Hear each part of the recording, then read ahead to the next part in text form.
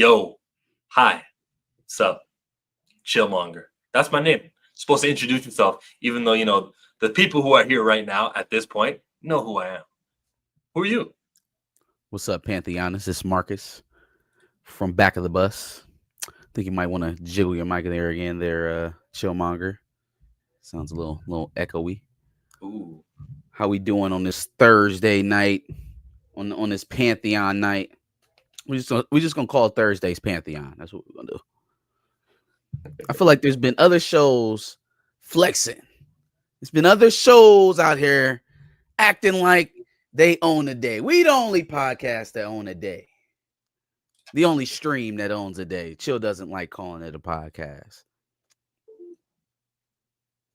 because it's If literally you don't not. like your streamers all up in the videos, dancing, come to Pantheon. Uh. See, I thought you were going like somewhere particularly like you Nah, knew somebody, and nah, and I was like, what? No, nah. one of those. Absolutely. All you streamers, all you Chill got scared, y'all. He was like, online no, no. personalities. No, I don't want to platform that stuff. I make a I First of make an all, effort. chill. If it's war, Mm, it's war. Now, I didn't think I had to explain that, but I'll lay it down now just so it's clear. If it's war, it's war. nah, I don't sign Okay. up for this war. What Denzel said, you can't cancel me if I don't sign up. You can't cancel me. All right. Denzel's wrong though. Like canceling means lots of things, open for interpretation. But if you mean, okay, your status or your person, your reputation is so low that the people who hire you in the movie industry don't hire you anymore, that is cancellation. So don't say, oh well, I don't even sign up. So I think that it does apply to people who have a very like public life, right? And you would think that most actors are in that bucket.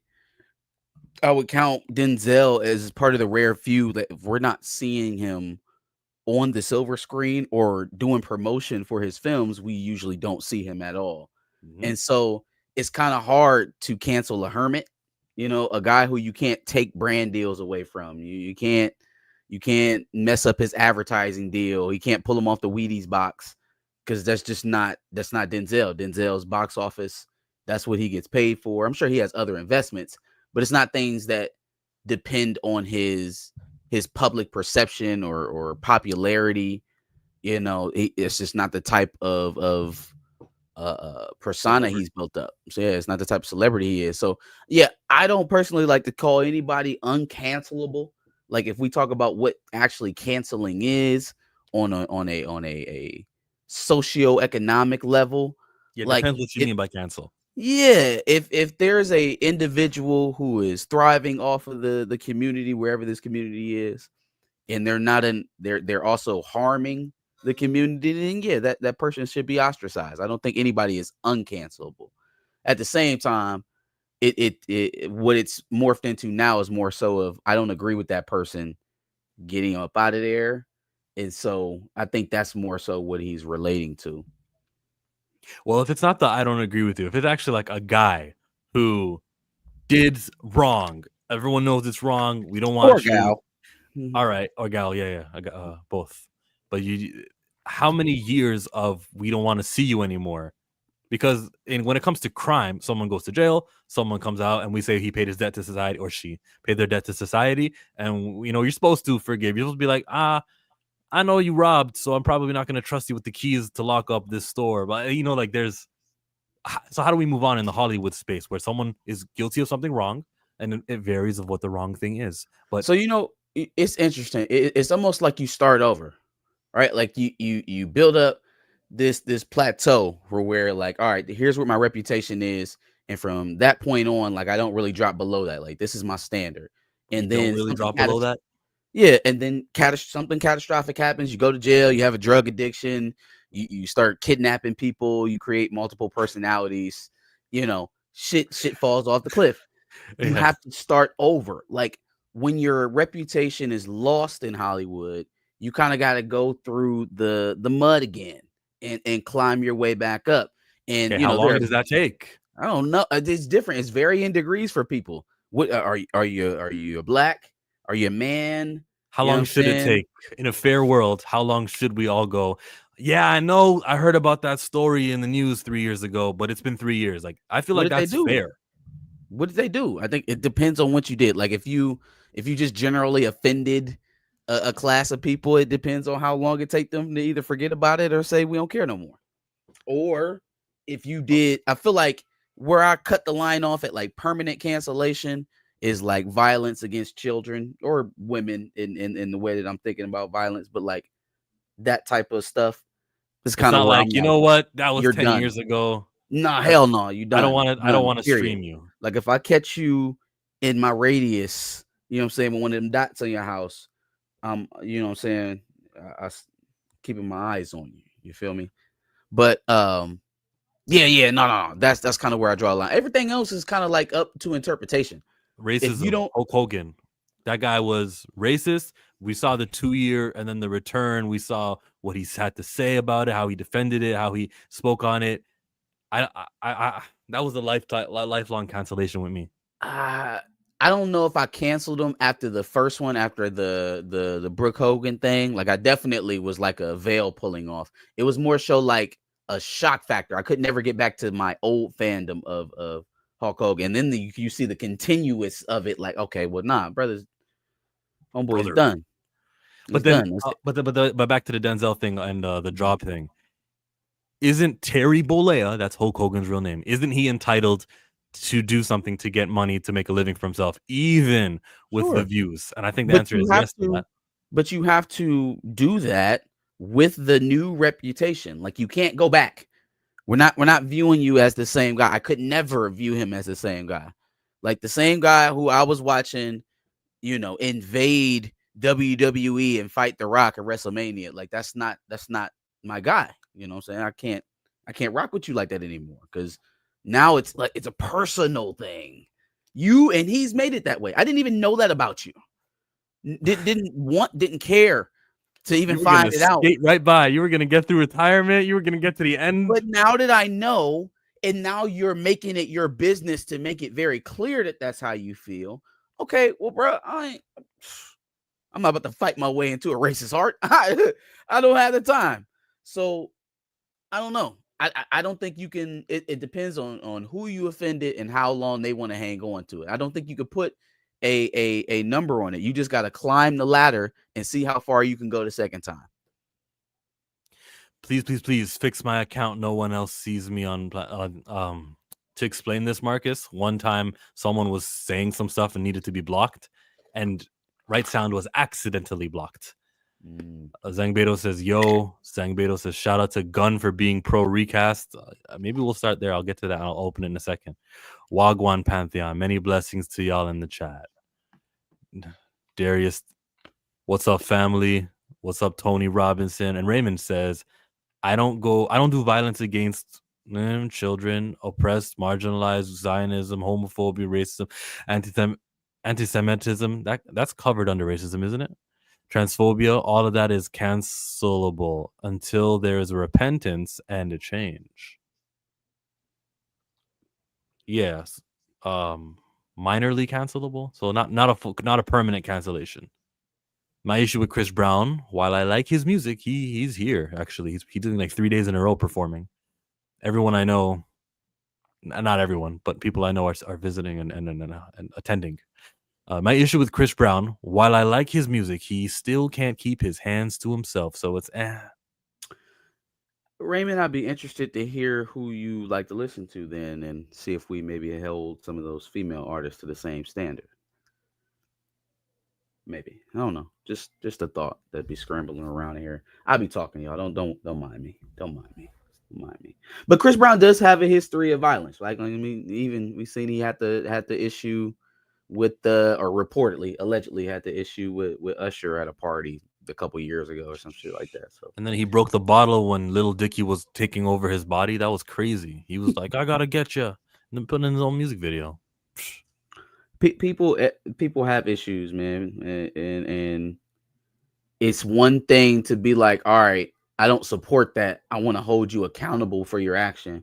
And then it's another thing, like you said, to be like, okay, I don't want him to earn a livelihood anymore. And so the fact that that's even on the table puts a little bit of extra jeopardy on it. Like, for me to be like, all right, you don't deserve to even be out here making money off the public anymore. It has to be something that is irreversible, like irreversible damage that you've caused a person, an individual. So I heard this too, Mm. but like, there's no confirmation on it. There's no. This Yeah, is I just mean, it's something rumor. like It's to rumor. make it digestible for Chris Brown's anger. I I don't I don't I can't put myself in that. I mean, I could try. And what people do when they're angry, when they're young, what people do is forgivable when you're what you do with your anger. And he apologized for it, and he does say he's wrong for it. He's not, nah, that wasn't even. I only use my left, or whatever someone would say. He's been apologetic about it. I'm kind of over it. And there was a Yeah, time I was. I don't even like getting into the specifics of it, because people don't like dealing with the reality of what we actually know about the situation. It's just kind of like a thing that he's expected to pay a penance for, which he has, which he has, a couple times over. All this other stuff, fighting men in the club and abroad, while dumb and probably part of root of the same issues, I don't feel like is the same type of error that we were having earlier on in his career. Like, what I'm Yeah, saying? Like, now it's like kind of like drunk frat boy shit. And I guess that's what you do when you got a bunch of money and very little responsibilities. Oh, he got a daughter. What am I talking about? He has a daughter. But who's it with? Karuchi? no, the woman he was with after Karuchi. Okay. Yeah. He's got a child. But touring, he's a rock star. You do rock star shit. You know what I'm saying? Conor McGregor punched the old man in the face because he wouldn't take a glass of whiskey. I don't hear nobody talking about how Conor McGregor can't walk around in society. And I hate I really do hate that as an excuse, the whataboutism. I don't like that. But it's the truth. I mean, most of these people walk around living like they're bigger than us, and that they can just swing and punch their way out of situations if they're brave enough to do so. I wasn't world famous at 16. I can't relate to that. There's things I was picking up on when he was too busy, making destinations, being around strange people. Where's that mentor? Where's the older head who's going to tell you right from wrong? He was lacking something. Anyways, what the point is, should he be able, Chris Brown, to tour, make money off of what he does? Yes. And the consequence is some fans may say, "No, we don't like you anymore," and your turnout will be smaller. It is already smaller, but you are entitled to go ahead and make your Man, money. Chris Brown ain't losing no money now. Now, for a while, he was definitely off his beat, and I think it was, I don't know who the producer was, but there was a time where like his manager was accepting all feature requests. Like, everybody knows about Chris Brown's historic feature run. Like, he's a hit maker. That's who he is. But the reason why we got to that place is because radios was blocking him out. Before streaming, radio was your gateway. I mean, it still is the way you still make major money, advertising money. But in terms of the actual model of how to pump the music out, it used to be radio. And so radio stations weren't playing Chris Brown. And that's why he hopped on every single feature request who came through, and he killed the mugs for years. Yeah. For years. So it's like he accepted the all right, cool, y'all. I can't headline like I know I'm supposed to be headline. Boom, I will feature every single one of these tracks, and they're gonna hit every single one of them. So he paid it. He did what he did. We're here now. I would just deal with the individual he is today, and not 10 plus years ago. Okay. And what happened that I said, oh, we should pull that up next? Was it Kamala Khan? Who said it? Being pro recast. Oh yeah, James Gunn. Let's go. So there's a tweet from earlier, or a threads from earlier, and it did catch my attention. I've been atted. Thank you always for mentioning me when it comes to things like this. That James Gunn was asked about what you would do with one of your actors if the worst happens. And let's move to the side. He answered that? Mr. Gunn, If an actor, for some reason, can no longer play a character within the DCU, is there a possibility of changing the actor, or will the character be discarded? I love that second part of the question. Or will the character be discarded? Because it's so ridiculous, right? It sounds so crazy. He says, if an actor can't continue a role, I'll change the actor, no problem.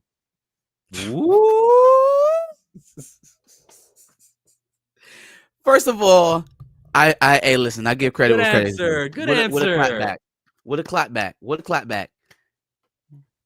I will continue to say this is another sign of this man is online too much. Because how is he tied into this discourse, fam? How is he so tied in? He knows exactly how to answer this question. This man is a Twitter hibernator. He is on here way too much. But yes, awesome clapback. If an actor can't continue a role, he didn't say, if it's death. He didn't say, or if it's sickness, or if it's contracts. He said if he can't continue, I'll cast another actor. That's it. It is open to many reasons. Open to many excuses. Good job, James Gunn. Love it. Oh, man. You're still no Kevin Feige. Kevin Feige's got, 30 movies, and out of all 30 of them, a solid 25 of them are great. Well, but the problem with this is that it's James Gunn, and this could be a lie. That's the real issue of it. This could be a bold-faced ass lie.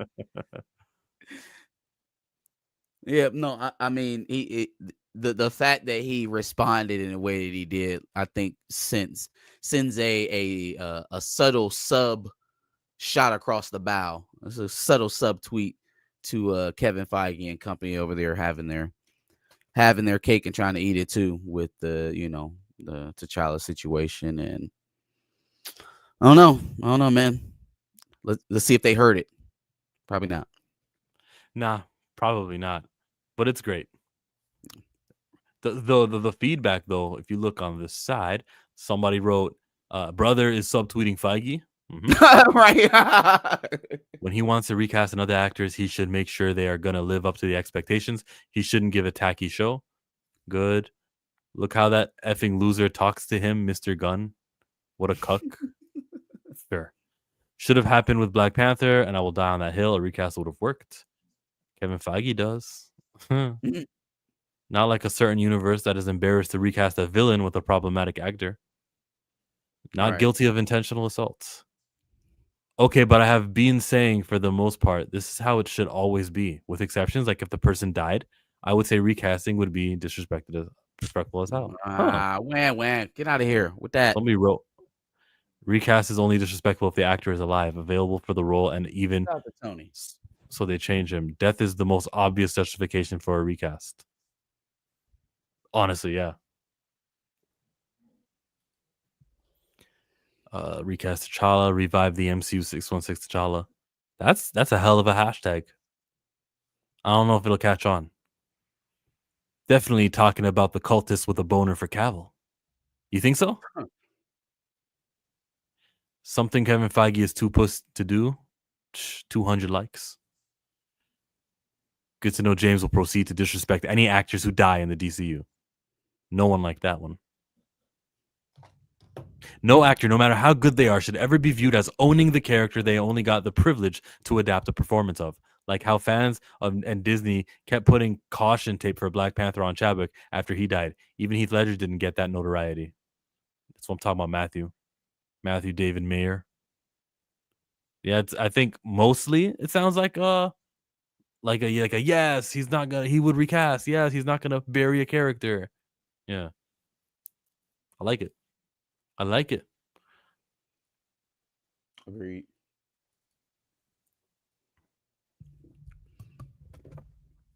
There goes some what's that?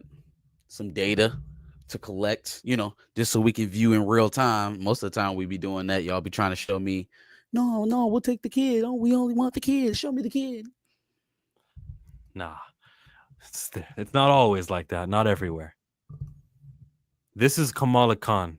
And the guy who wrote the tweet says, it baffles me that Marvel can retcon 50 years of X-Men lore to cement Kamala Khan into their mythos, but can't undo one more day. And yes, this is her at the mansion. She was there for Giant Size. And she is a mutant. I'm a mutant. They are going to make Kamala Khan in the new movie for the the X-Men. It's gonna center around her. I guess we love the actress, so do I. I don't like move that way. I don't like what they're doing. The plan to make Kamala Khan the focal X-Men, like she's Cyclops or like Beast. We are I fans of wonder the if she old stuff. likes it. I wonder Ooh. if she cares for what they planning to do with her, because she's a comic book head. Like Mhm. she knows her shit. So I wonder if she likes the way that they're shoehorning in Kamala Khan to be a goddamn X-Men, and not just any X-Men, like you said, the X-Men. Like, I hate leaks. I don't really be trying to deep to dive into them, but I did hear the proposed premise of the X-Men saga, and it's just like these folks either don't want to get out of their way, or they're determined to either live or die doing it their way. Right? Like they either just can't seem to get to the right decision, like they change so often that they're just not landing on the right one, or they're just saying, fuck it, I'm gonna live and die by the sword, and I'm gonna do my thing until the wheels fall off. Because who in the Al Gore's internet told you to retcon Kamala Khan, a marginal character at best, a marginal character at her most elite status, to lead, not just be part of the team, not just be an addition to, but lead, to be the bridge between another universe's X-Men and the 616 mutants, to be a linchpin to the entire fucking saga. Kamala Khan, where's the room? Where's the room for Storm? Where's the room for Jean? Where's the room for Scott? We got the human, light bright linchpin here. She's the most important mutant in all of ever. So, to the hell, we need a Magneto, or hell, what do we need a Quentin Quire for? What do we need a Legion for? What do we need those guys for? We got Kamala Khan, baby. Light power, or what was the shit called? Hard light. Hard light. We got hard light. We I'm don't gonna need no, clip we you, don't need no but not. Franklin Richards. You keep that Franklin Richards over there. I got hard light. I'm gonna clip you, and I'm gonna exit the word light. It's gonna be funny. Got hard light. You need no Omega mutants. I am the Omega mutant.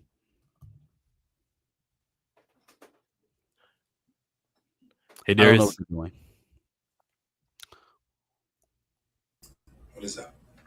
Hey, man. Let's get into the X-Men leaks. Let's get into that. Nah, hard light. Check the private chat. Okali dokali. Everything about my light hard. You mean like it struggles to shoot out? It's hard? Difficult? Nah. It's just solid light. That's that solid. Is it like big, round? Is the light omnidirectional? What kind of light is it? It's getting pause worthy.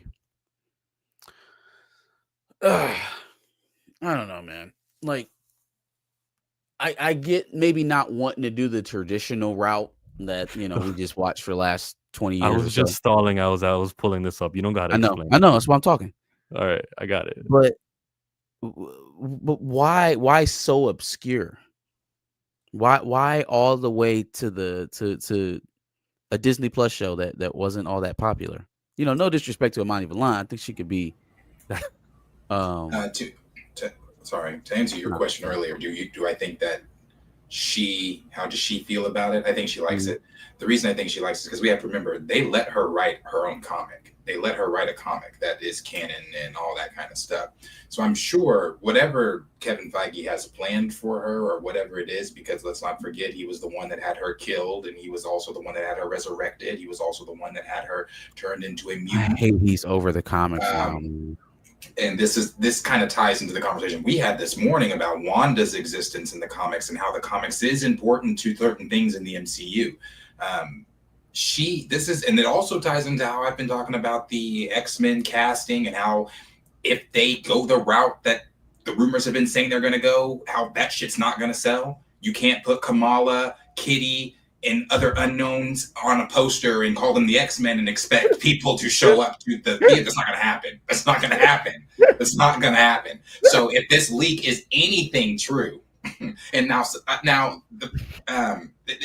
been debunked by some scoopers and things like that, but I bet you there are elements of this that are true, because I mean it revolves around Kamala, and I'm telling you, if they really go that route, God, it's the ship's not sinking; it's sunk. So, but in defense of Milani, she didn't write those comic books where she becomes a mutant, so I don't know if she's in support of it. She may not. She didn't. You're right. She didn't write those where she becomes a mutant. However, she typically voices her opinions on things. She typically and is not shy. They probably got her all tightened up on all that since she went out and got on Kevin Feige's ass about it not being a 616. I believe she probably had a stern talking to, like, if you want to continue, I think you better close those brown lips of yours or something or the other. He loves her, so I'm sure he does. I'm sure he keeps her nice and close. It's very pretentious to me that for a guy who doesn't want comic book ideas, he doesn't want comic book people in the writer's room or in the director's seat. Don't be too comic booky. And it seems like that attitude and that culture has permeated downward to, some of his trees, some of his underlings. Now you'll go and you'll divvy in that pool. You'll play with it when you need to try to get our attention, right? To try to legitimize something to us. You don't care about it enough to actually pay attention to it or run by it when you're creating your product. But you'll come down here and try to like do some faux marketing jujitsu and be like, no, this is comic book accurate. This is canon right here, baby. Yeah. This is that grade A Marvel. You gotta get on your shit. You gotta read your books. They got you there. Yeah, I got you. You heard of retcons. This was a Conret. This is crazy. Like, and it's not clever. It's not something that they've been building on for a long time. This shit has probably been in the comic book pipeline for what, maybe a year. So like, it's just as planned out as Doomsday. And now your haphazard bullshit is bleeding backwards into the comics. This is not how this shit is supposed to work.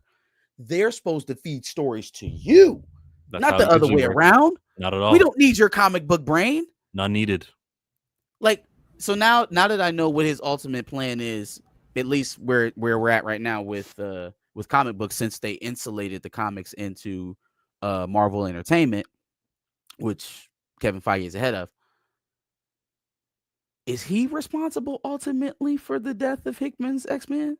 The death of the Krakoa age mutants? That is him, is it not? I thought that's what...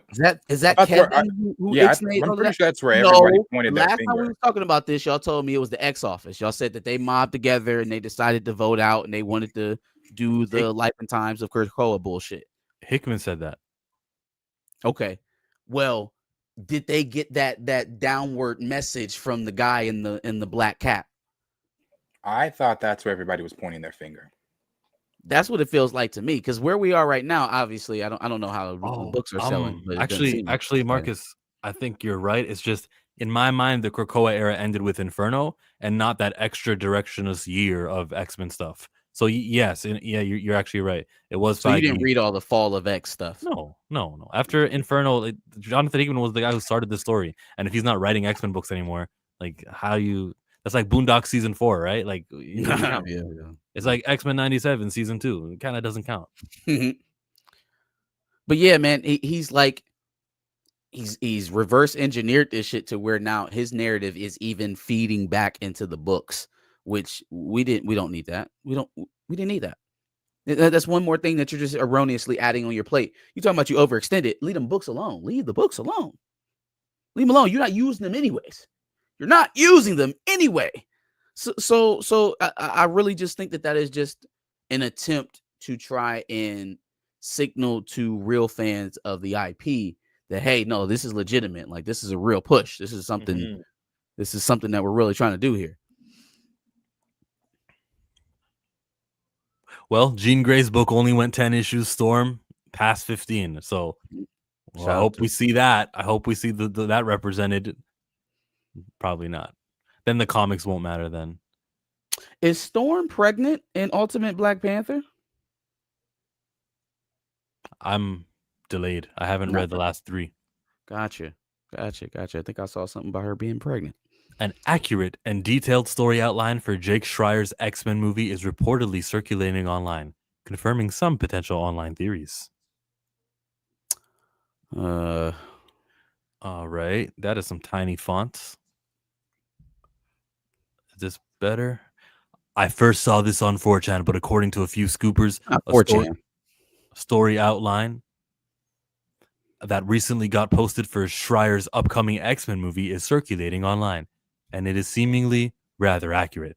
This is the only one that I and a few others think it could be, so take it with a grain of salt. The mutant will be introduced into the MCU through, you guessed it, the multiverse. A large number of mutants will migrate to the MCU after their own home world was destroyed following the events of Doomsday Secret Wars.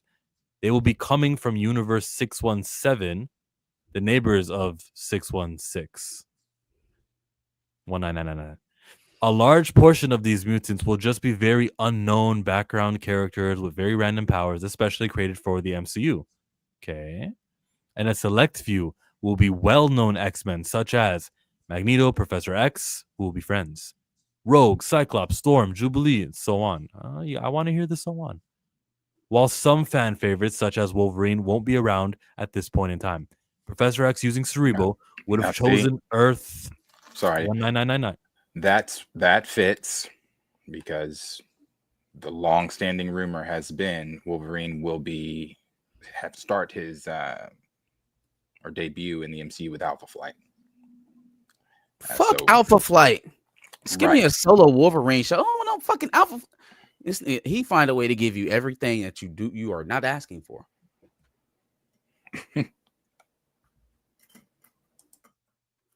However, this Cerebro would have Professor X using Cerebro would have chosen Earth 19999 specifically after seeing how they celebrate heroes and those who are different. However, despite Professor X's optimism, when these mutants arrive in the MCU, there will be a lot of backlash from the rest of society. People in governments will begin to argue that they don't belong here and there are too many people with powers. Okay, hold on. The people will be mad because they don't belong here and there's too many people with powers, not mutants. And you guys think you're better than us. You think you're homo superior. Your genetics are better than us. We're mad at you. You guys are the next step in evolution. We're threatened by you. We hate you. Not that. It's just that you're not from our universe and you're outsiders. That's a different motivation. You feel me? No? Don't you think you got to get those basics right? Yeah. So I this almost feels like the Superman thing where they were talking about, Superman's an immigrant, or he's a refugee, or no, he is a refugee in real life, but like, oh, he's an immigrant. So we're just gonna liken that to immigration stories, and it's like the conflation is going to kind of muddy the waters. It also kind of makes it overtly political, and so people are going to back in their corners naturally. I don't know why they run to these narratives that are just so decidedly polarizing. But if you're going to do it, you should ground it in something real and something that feels real to the mutants, right? That's why, the people who do gravitate to X-Men do so. People who have identified with oppressed groups, oppressed peoples. When you try to flatten it out to just, people, we're different, or like the kind of like the freaks aspect of it, make it more cosmetic, it muddies the waters and it's a lesser product. I think you have to make it real to people. You have to attach it. Most X-Men stories that I've gravitated to had a bit of element of realness. Obviously, they're comic books. It's not real, but there's a tinge in there that makes you think about something in real life.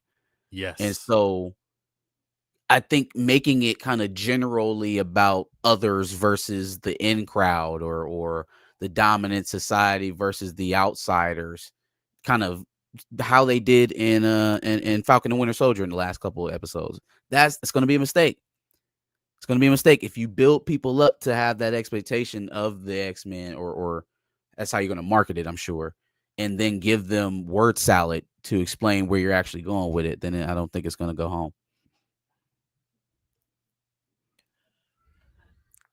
People in governments will begin to argue that they don't belong here, there are too many people with powers, and that Earth can't really handle a population increase, especially after already offering refuge to the Asgardians, which is a narrative point that Kevin Feige really wanted to use to reflect modern politics and the current migration crisis. Yeah, again, it's dumb. It's dumb. But you can also reflect modern politics with the bigotry that the X-Men already have ingrained in their comics. Because now, based off of that, are we kicking Spider-Man out too? You know, Doctor Strange got to bounce. Like, if we're just flattening this out to like, okay, now we got too many superpowered individuals. Okay, just the new ones. What about the ones that was already here? It's not like they wasn't causing damage. It's not like they didn't have what was the Scarlet Witch thing? Sokovia. Like they didn't have all that Ultron, Chitauri in New York, all kind of shit, right? So it's not like you would be able to separate realistically your heroes from the new heroes and try to boot them out for any real empirical reason. You got to get to the heart of it, which is they are different for this reason, and for that reason I don't like them, right? That's what's real. That's the real human part of it. I'm ostracizing that group because of this, because of that, because of this age-old struggle, because this age-old war, because, you know, they just had to build this country for me, or whatever the cause is.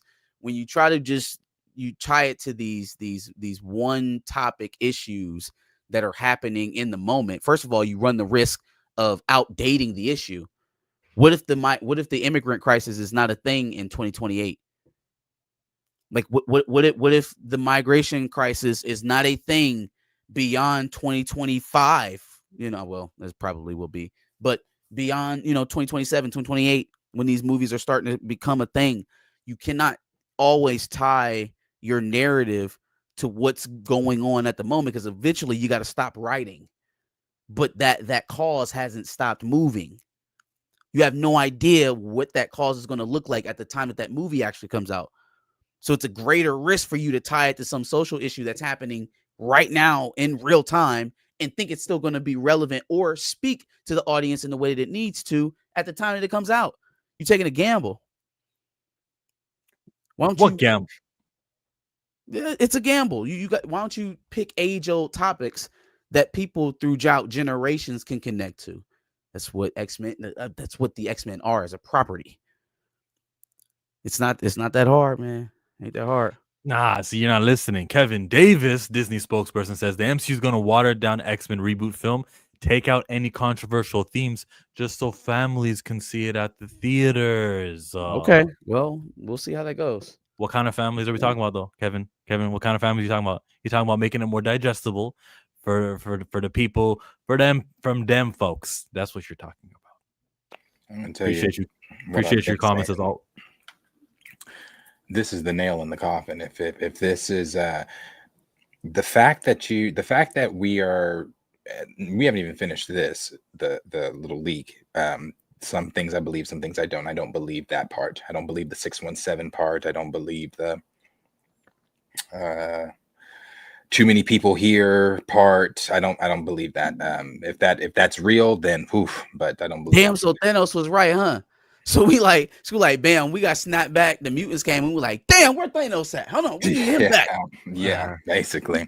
But this, like I've been saying, the fact that they are talking for or casting for Kitty, it's not a bad issue that you're casting for Kitty, but you're wanting to make her one of the main characters. You're wanting to make Kamala Khan one of the main characters. Who was some of the other lesser ones they were talking about? Kitty? I named her. Somebody else though. Can't remember. There were some other ones, but Wanda Kid's gonna be X-Men too. I don't know. But my thing is, you're with your poster. That's my thing. Your advertisement. X-Men. I mean, a lot of people have been holding on that have stopped watching, but are still like, okay, but I'm gonna come back for the X-Men. I want to see what they're doing with the X-Men. Some people that are still even somewhat Dazzler? watching are holding on to for the X-Men. I like Magic, but Magic can't be there without Colossus, right? Thank you. Colossus has to Yes, come John. before See, it is Dazzler and Jubilee. It's Dazzler and Jubilee are the other. So when you're leading Jubilee. with names like Dazzler, Jubilee, Kitty, Ms. Marvel, and you place that on a poster after Secret Wars, it's like upcoming the X-Men. And people are, again, casuals here that were asking me, who are the Thunderbolts? Are they important? Do we need to watch this? Are going to be like, yes, the X-Men are coming. They're going to see that poster and be like, well, where the fuck are the X-Men? Who are these people? Where's Wolverine? Where's Storm? Let me ask you this. Let's remove Gene Scott and Wolverine and Aurora from the 97 cartoon. I mean, it's that all sounds preposterous to us, right? But remove them from the 97 cartoon and introduce it, and maybe they don't come in until midway through the second season. Same show? Are we getting to the second season? Not We got the same Jubilee. show. Mhm. We got Morph. You know what I'm saying? You know what? It'll be a sign of what they want to do movie wise when we watch X-Men 97 season 2 and we see who is introduced there. Okay. Fair enough. Yeah. See what they do. I wonder how they're going to pivot from where he left it off too, because like he kind of like set the direction at the end of season 1. So I wonder how they're going to get them out of that. We'll never know. Well, we will. We're going to see it. However, despite we'll know what they do, but we'll never know what he wanted unless he spills. Yeah.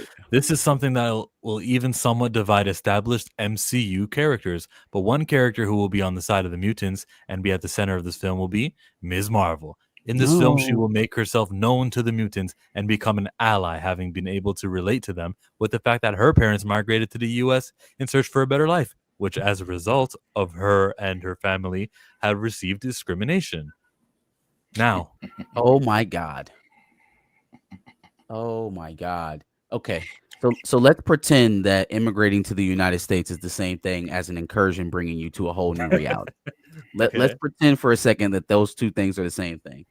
And so the discrimination and the racism that Kamala Khan experienced when she moved into her home in the nice New Jersey suburb that she still lives in, right? That's the same thing as people trying to kick you out of a reality that to nothing, essentially. Those two things are the same. The mean looks while she walks home is the same thing as, hey, y'all got to get off our planet. Why do we do this? Why are we doing this? Because someone who doesn't understand discrimination is penning the script. That's why. Jesus Christ. Yeah, they're gonna try to turn it. They're gonna try to turn sword into ice. They're gonna go out there and they're gonna round up all the superpower people that came from a different universe. They're gonna have them in cages. No badge number. Real sad. Now, man, this is what he's trying to do, right? Like they're gonna get separated from their families. We're gonna have a whole arc where we got to reunite the families. Like he's trying to take American political issues and paint with a broad brush over the X-Men narratives. And I think he's gonna tank it. I think he's gonna tank it if this is where we're going.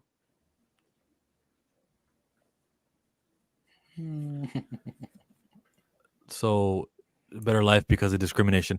Now, as I said above, at this point, Magneto and Professor X will be friends. However, while Professor X will be a lot more sympathetic of the humans who want them gone, Magneto will be a lot more angry and fearful, having just came from a universe where mutants were treated like dirt and discriminated against. So whilst Professor X believes that they should simply be patient and respectful towards this new Earth, believing they will eventually come to the right decision, whether they should be allowed to stay or not, Magneto will begin to form plans with another small band of mutants as a way to turn the tide.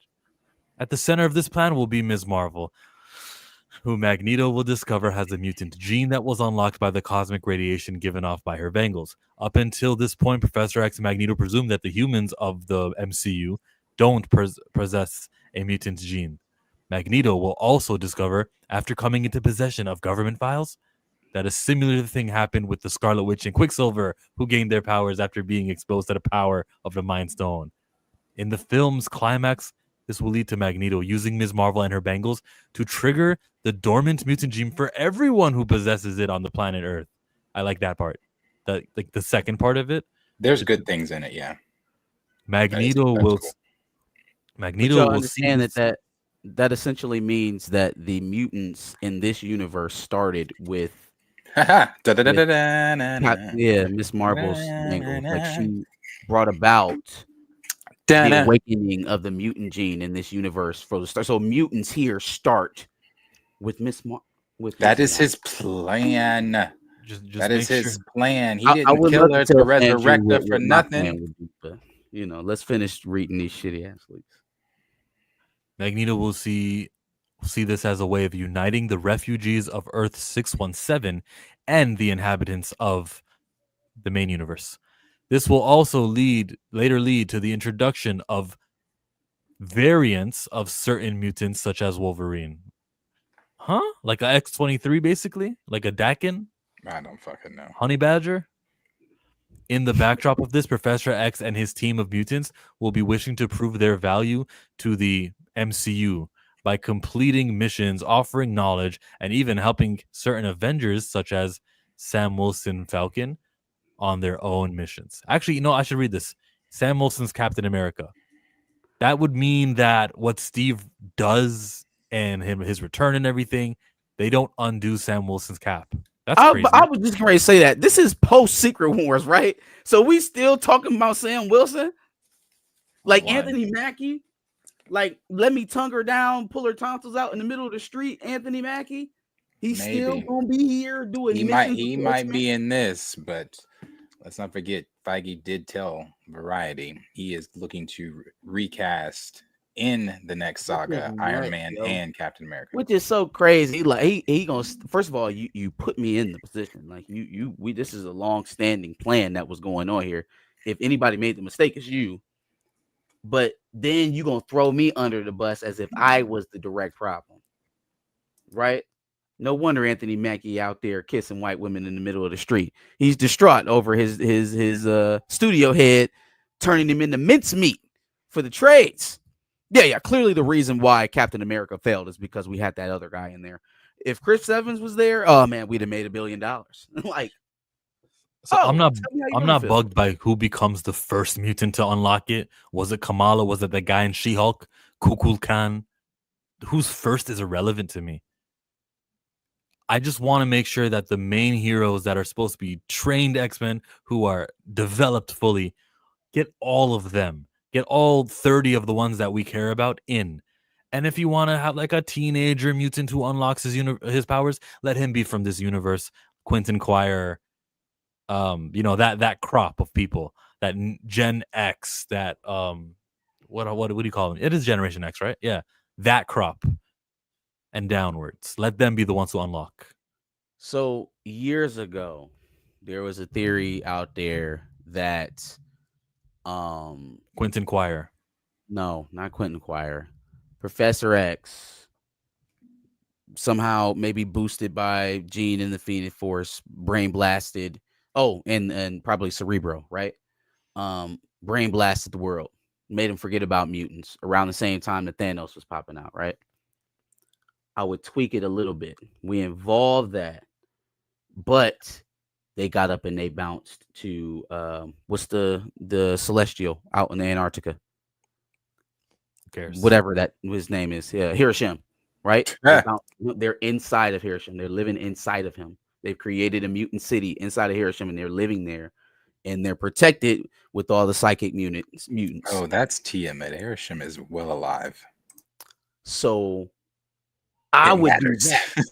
Like, don't just scrap the idea that there are mutants here. There should be mutants here. That mutants have existed for millions of years, just like humans, or thousands of years, just like humans. So don't give up on that. I find a way to explain it. It's your fault that you took this long to get him in there in the first place.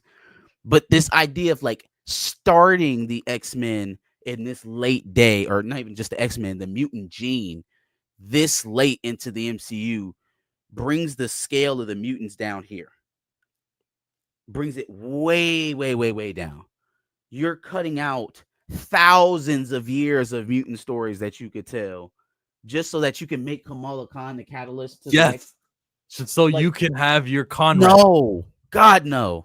Absolutely not. Use the stuff that you've already established. There's roadmap here.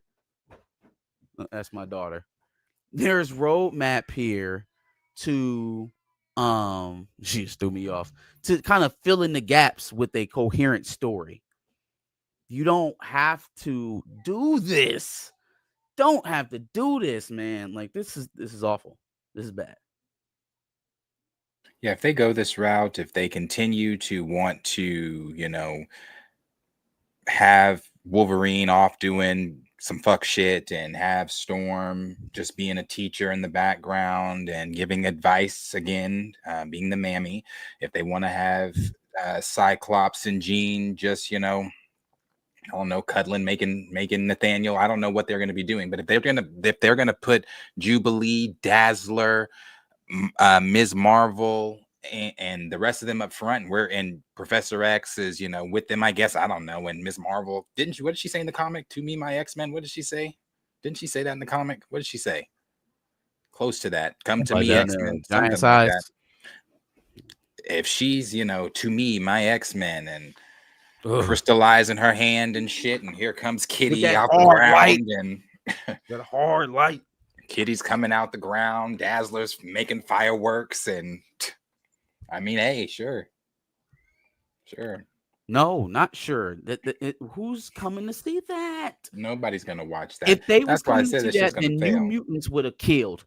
New Mutants would have been the shit. I don't know what it's gonna take for them. If this is the route they're going, but I fear it is, just because even though some of the scoopers have debunked some of this particular leak, some of the things in it, there are some things that do line up with other leaks that have been put out by those same scoopers. So it's if this is the route that they do decide that they want to go with this, I don't know what it's going to take for them to finally realize that nobody is interested in what stories you're trying to tell with whatever characters you're wanting to use. No one's interested in that. No one you tried that experiment, failed with Disney Plus, did it not? So why you're then saying, well, maybe it was, I think they're thinking it was Disney Plus. It wasn't Disney Plus. It was the characters you used for Disney Plus with the dumbass stories you chose. So now you're going to carry that over to the X-Men. Hey, like I said, you do that. I hear James Gunn is talking about if somebody leaves, he's going to recast them.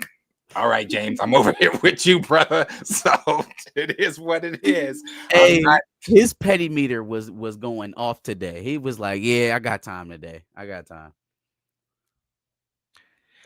For sure. Darius, do you think that he knew the recast conversation? Like he was like, this is exactly for that? Or do you think he was covering up, like, because he did recast for Henry Cavill Superman and he wants to just make it be known, I'm a recaster? Where do you think was that source of when he was commenting on the recasts? I think he probably knew. He probably did know. James spends an awful lot of time online. Mm-hmm. So with all that time that he's spending online, I'm sure he has seen conversations about things that gripes that people have had with Marvel over the past 5 years, things that maybe he's taken notes on and be like, okay, well, let's not make that mistake. Let's not make that mistake. I will say this though.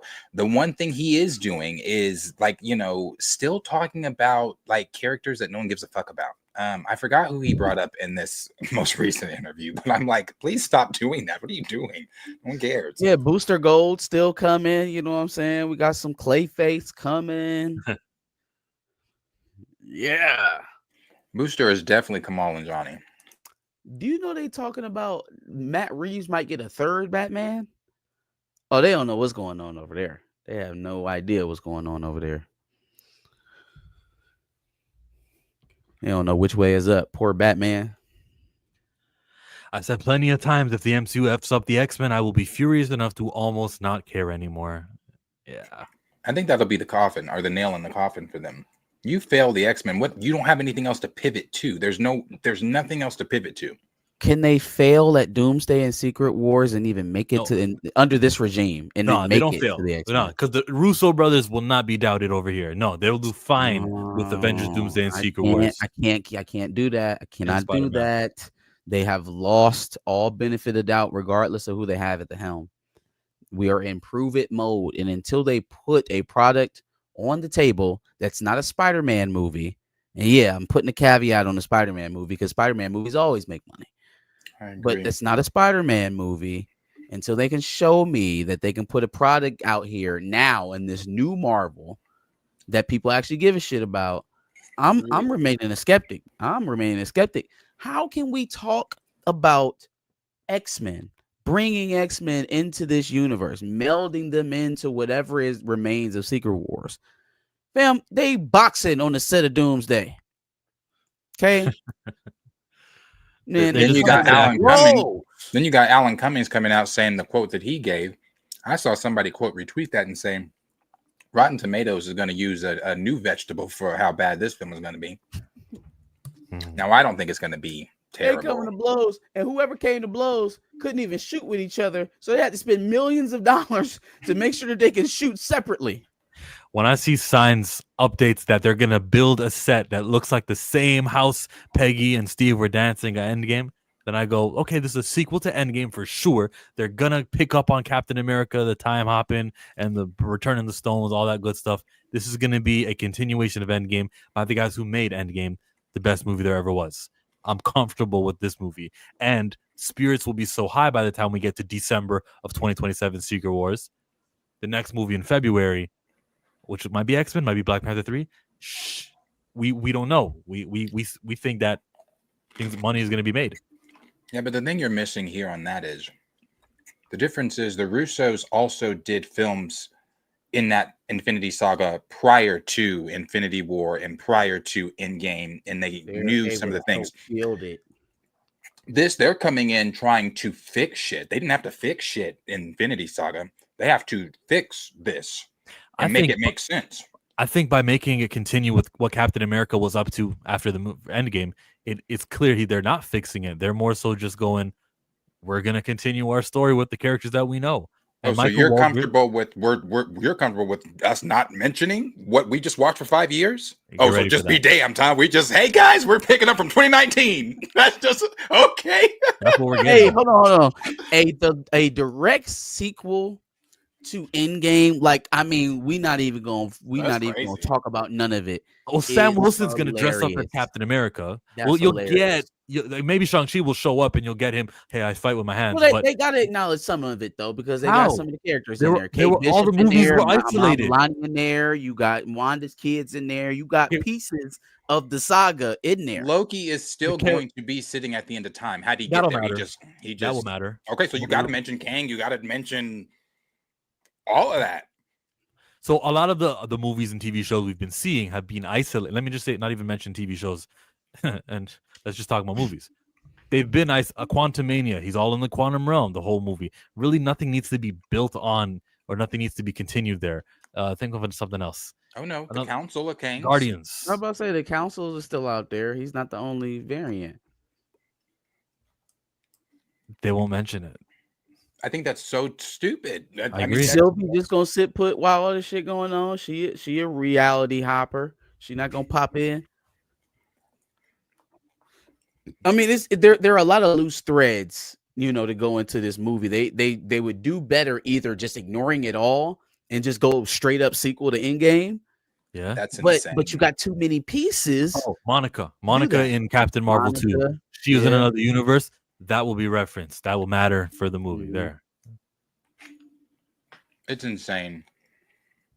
That's why I said they got too many moving pieces for me to just be like, oh yeah, and the Russos we trust. It's too many holes in the boat right now. Even when Marvel first heard the story, they didn't even say Joe and bring them back. They was like, no. It wasn't until they got desperate that they said, hey, you still got that story? All right, come on. And what's the story? Well, Dr. Doom looks like Tony Stark. That's the story. It's a sequel. It's an Endgame sequel. Oh my God, man. We'll see if they're able to pull it out their ass, man. But We'll see. it's certainly not looking good. Like Okay, superhero movies that the audience is like aren't tearing down the box office these days. So it's just like, how far can they really push this thing? but that's where they think they'll be by the time X-Men is in the movie theaters for May of 2028, where people will give them a shot. It's lofty. 4 2028 movies. I think 2 of them might be good. 2 of them might not be good.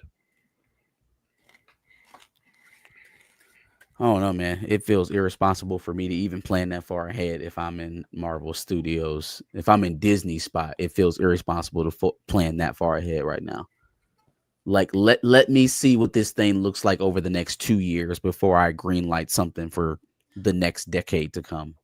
Yeah, it's so the 4 movies in 2028 is a perplexing choice when the issue is, oh, there's so much quantity, it's so hard, everything's taken. Like 4 movies. December is when Secret Wars happens. 3 months later, it's February. Maybe that's only 2. February, and you're doing another movie. And then it's May, and then it's July, and then it's November. Relax. You know, and like so I'm confused. What ship are you on? Or did you have a talk with the captain that I'm not aware of? Because the ship's got cracks, buddy. You say he acting like the people on the Titanic who still eating shrimp cocktails. Yeah, like what? They listening to the violins. Like somebody gonna save us. Yeah, Surely someone will save us. So I'm riding the ship in 2027 for Secret Wars, but I'm at the point of the ship, where the escape vessels are. That's where I am because I know it's about to sink right after that. I don't have high hopes for them. Zinsan, not only Skrull Rhodey. What about the 4 million Skrulls that are still on Earth? Impersonating world leaders. Yeah, impersonating world leaders. Like we're gonna be racist to all the mutants coming over. But them Skrulls that's over here shape-shifting in our society, we have no idea where they at. Yeah, no, they good. They good. Don't even worry about that. Don't ask about it. And this is kind of funny, and you don't know you did it, but when you went loud and everything, the microphone readjusted so that everything you said afterwards, it was just like really, really hard to hear you. And then it was like, okay, it's too low, and it readjusted, and it got you back to a medium speed. If you watch it back, it's interesting. StreamYard, AI technology. Gotcha. Which heroes will die in Secret Wars? Look at the contract. They said someone important. Oh, they gave a trailer for Blue Samurai. For Blue Eye Samurai? Yes, they did. I'm gonna have to watch that. I would say a lot of the old guard, probably. Maybe Steve dies this time. Peggy Bella. Yeah, I mean, yeah. Maria Hill could die in this one. Maria Hill's already dead. Yeah, I don't want to acknowledge that. You just want to bring her back so she can have a better death. They said some important heavy hitters are going to die in Doomsday. Maybe Thor. No. Well, no, because they talking about Thor 5. They ain't talking about giving him another movie, so not Thor. Chris Pine is also not. Star-Lord's not going to die. Maybe they go ahead and finish off the royal family. Suri's only left, right? Man, stop it. Maybe. And then Tremel Tillman can be the child grown up. We don't have time for that. You know what's funny is I kind of believe heavy spoilers. Everybody's doing all this, which is fun. We're fans. Everybody's doing all this speculation. Is he Kang? Is he Tombstone? Is he someone else? I like Tombstone. Heavy spoiler said, watch him be somebody. Watch him be Peter's teacher. Yeah. Watch him be the college teacher. like exactly what we did with Giancarlo Esposito. See, this man is an actor that we like and respect, right? So we put him on this pedestal. Oh man, he would be great for Tombstone. He'd be great for this. He'd be great for that. And then they gonna be like, man, I've got this spot for the taxi driver that Peter has a deep conversation with when he loses his powers briefly in the middle of the sequence. And that's who they gonna cast his black ass at, because that's what they value him at over there in that lot. Like whatever we think of the actor, subtract about 20%, and that's what their general idea of there is. I mean, shit, the way that they handle Angela Bassett showed me that. I think he's Prowler. Some people say he's Kang. Prowler would be nuts. Prowler would be nuts. Crazy. I would like that, actually. I would prefer said that this Prowler to morning. Tombstone. Yeah, I said that one this morning. I was like, maybe he could be Prowler. They'd have to explain the David. Why am I blanking on? Johnson. Oh.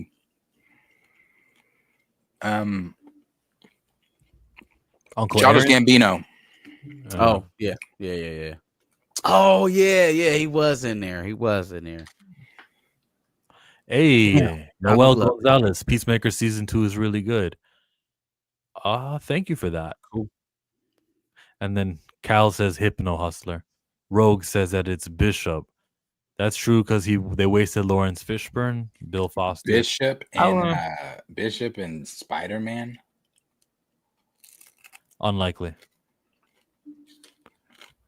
That would call a lot of this scoop into question because ain't no way you bringing in Bishop into a Spider-Man movie just to turn around and give us Kitty Pryde and Jubilee. Just not that don't Too many cameos in a Spider-Man movie. Way too many. Yelena's in this movie too. But a cameo is literally, if we mean supporting role cameos, like a longer extended, you got lines, you're part of the plot, then yeah, it's too many. But just a cameo, like they're at the bar with no names, and you see Tremel Tillman, and he's dressed up like a villain. You know, he's not important in this movie. He might be later in another movie. I don't mind. We got Ruffalo's Hulk. We've got Punisher is going to be in this movie. We've got Yelena. Whoever Tremel is going to be, plus rumored the other Shang-Chi and Sam. I would say Shang-Chi would only make sense. This is Daniel Destin Cretton. They could be in the same room. It could be Shang-Chi and all those other heroes, and they're like, "What's up, Spider-Man? What do you got? Okay, good to know. Bye." And they're all in the same room. No, starting to think this is like the first. That's not it. The first leaks that was about this movie where it's going to be like the pretense to Battle World. Like here for some reason he's already in like his Spider World or like his section of Battle World or whatever. You know how they had all the different sectors when those the photo leaks came out. Maybe there's I forgot what they call it. It's like a Spider Island. Spider Island. There you go. Because for what other reason would all of these people be coming together? Like we got street level villains, we've got the Hulk, we got Yelena, who's basically just a secret agent at this point. Like, why you don't call her Black Widow? Why you call her Yelena? That her mama named her Yelena. That's what I'm gonna call her. ScarJo is my Black Widow. Yeah, gave my boy Giancarlo Sidewinder. I don't know where the multiversal parts come into this until probably maybe around the ending, maybe the middle, somewhere in there. Maybe not even till the post-credit scene, if at all, because like I said, I do know they are trying to distance him, at least for the first part, as much as they can of the first movie, of the first part of the movie, from being intertwined with the Avengers at all. Okay. Because he doesn't want to be, that's the whole, I just want to be the friendly neighborhood Spider-Man. But obviously that doesn't work, and he's going to get pulled into all this shit. Now, Hulk, from what we know, it's not a long sequence, I guess, from what my time says. It's like they'll do the whole thing. Punisher will show up. Sam and Shang-Chi are supposed to show up and I guess put it to sleep. Sun's getting real low type shit. Take him to the raft. Damn, my nigga Bruce getting locked up again? I guess that's what they say. Free where? Exactly. Somebody said it this morning, made a very good point. So they're about to have two Hulks on the raft. Who's there? Shit. Yeah, that's what I said this morning. I was like, that that's could lead to a very interesting sequence. Very interesting sequence. Banner. General. You're a hypocrite. I'm not a hypocrite. I'm a patriot. I'm a patriot. Yeah, it probably will say some shit like that. Then they both Hulk out and fuck up the raft. And break out all the villains. who else is there? Oh, Calculations is there. I run all the calculations. Who else? Who else is there? We don't know if Baron Zemo is in it, but to me, I thought it was he was in Wakanda. But like, man, they should have assassinated Baron Zemo. uh, He murdered the king. Baron Zemo didn't make it to any destination. you know, they He could didn't have make an it on the unknown. They could have a villain that we've never seen before. Yeah, that's what I thought too. I thought what Raymond just said. I thought he's in Wakanda. Then he's in Wakanda. Man, Someone he's buried there. His remains are there. Someone said he was in the raft. Someone said I searched it on Google AI on our stream earlier. That's just the official record, so they don't have to account for Johnny. his disappearance. High pitched voice Abomination is there. So that's like 3 Hulks. Yeah, but that 2.5. Unless they change the Abomination too, because he needs to be changed too. I don't want all that high pitch. Hey, no, it's okay. I'm so good. I've controlled it. I don't want that. Yeah. No, man, I'm good. Yeah, no, stop that. I don't want that. I want him talking the way he was talking in Harlem when he was beating Hulk's ass in that movie. That's the one. For a little bit, only for a little bit. Harlem, filmed on Yonge Street. It looks just like a Toronto street. I can't get over that. I know exactly where that is. It's Harlem, though. The Dora took Zemo back to the raft. They took him to the raft. Oh, they took something back to the raft. I like to see Cloak and Dagger at the raft. Why would they be there? Because they haven't been in anything else, and now we'd have a reason for why. Because they were caught and then they were trapped. That would be a good idea to introduce new people if they cared about shit like that. Yeah, where are all the Agents of S.H.I.E.L.D.? Well, they were caught. They were tried. Yeah, they rebuilt S.H.I.E.L.D. Like, does S.H.I.E.L.D. do anything anymore? No. Like I said, we don't even, not that maybe it doesn't matter. It mattered to me at one point in time, when I used to have theories. Like I still somewhat like want to be like, haha, I was right. Like, I don't think that the damage control guy is, I mean, if they even still are doing that. I used to, when the Skrulls were like, oh, Skrulls, I was like, oh, he's a Skrull, definitely. Like the way he's acting, the things he knows, he's a Skrull.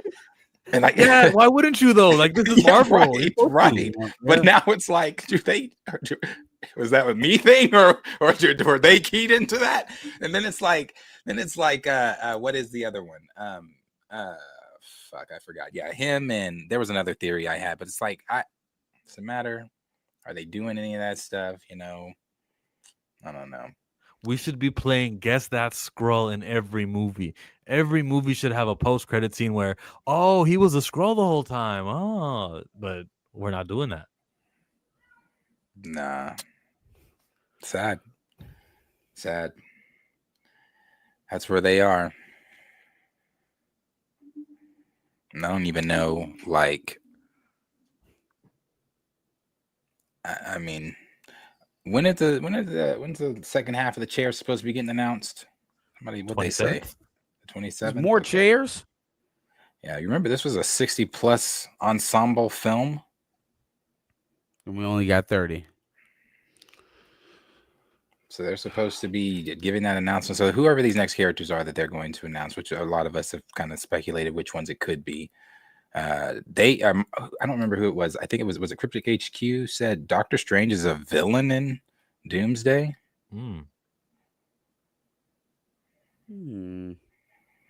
They said, but Alex also said don't trust Clea in Doomsday. He's with her. I wonder what route they're doing with that. Where are they going? I mean, I'm assuming at the end of Multiverse of Madness, he's gone down some type of not righteous path. I mean, he still had the third eye. He whipped that fucking cape out like, all right, I just met you, but let's go fuck some shit up. So I'm assuming, like his wife. Yeah, I mean, they do at one point in time they do become husband and wife. Maybe so. I don't know how long they've been on this little journey that they've been on. So maybe they fall in love. I'm assuming they do fall in love. There were some rumors early on that had her with the Black Priest. I don't know if they're still doing that route either. So I don't know. Interesting though. Interesting. I'm telling you what. I am so ready for whatever little sizzle reel, whatever little 30-second trailer they give us. I just It's want to gonna be see. a Robert Downey Jr. smacking the shit out of whoever God. questioned his salary. Oh, I He's thought like, you man, but and y'all paying this month $50 million. You quit pocket watching me, son. And that's see, how that's went what I down. said it was. I That's how it happened. said Pedro Pascal. A report came out this past week that said Pedro Pascal has done 9 movies this year so far, and I think he made like 30-40 million. Robert Downey Jr. is getting 190 million for 2. Okay, This overpaid son of a. Robert Downey smacked him and said, "You don't watch my pockets, son. Don't watch my pockets." And the melee ensued.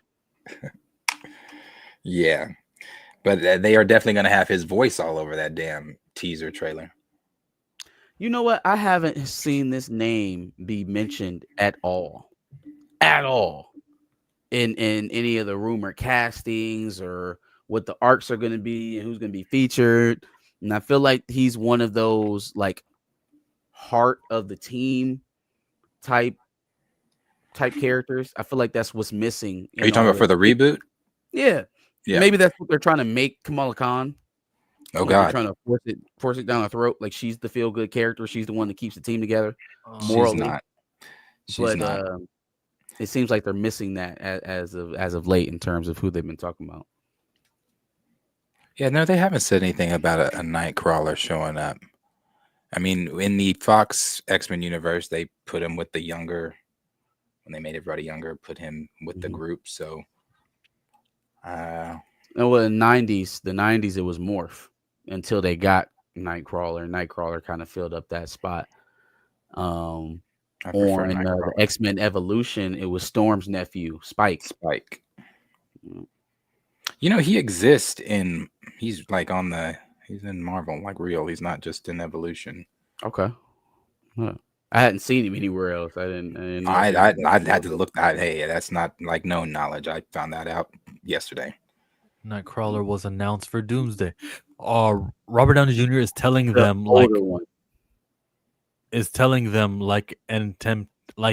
and temptation, they ain't come and see you, come see me.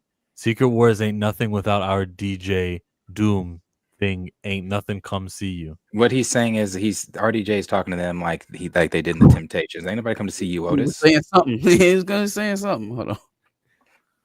Ain't nobody come to see you, Otis. MCU slate and D23 showcase predictions. Yeah, what would they do in D23? That's a week from now. What would they say? It is, isn't it? A week and 3 days. It's going to be a Saturday big extravaganza. What should they say there? I don't know. X-Men. I don't know. What do you talk about at D23 if you're Marvel? We've recasted T'Challa, but like that's me being hopeful. Interesting. It's going to be in Orlando, big crowd. I mean, I assume you talk about Doomsday. So do we think that they come to D23 with something? I mean, they've been filming. Yeah, you bring something for them, yeah. But for Doomsday. For Doomsday, yeah. You show it to the public. You bring footage of Doomsday that the Orlando crowd has access to. Like you said, the Star Wars Force Awakens, it's an example of a teaser that came early. I still think that it would be too early, and I wouldn't do it. I would definitely do it. I would. The reason I would do it is because you need to be drumming up all the fucking hype and speculation and all that you can do now. Because I don't know if anybody's noticed, no one's talking about the Fantastic Four. I enjoyed the Fantastic Four. I thought it was really good. I mean, again, I don't know what, they've never been successful in box office or anything like that. There's a bunch of different variables for the Fantastic Four, but I enjoyed the Fantastic Four. But they're not even looking at that. They're like, sequel, here we come, Fantastic Four. Once people see them in Doomsday, Secret Wars, they'll be fine. I don't think that you wait until when would you drop it if not November? And we're talking about a teaser in November or whatever they kind of dropped. They normally drop. When would you drop it? The teaser, like 6 months before the movie. I think that's too late.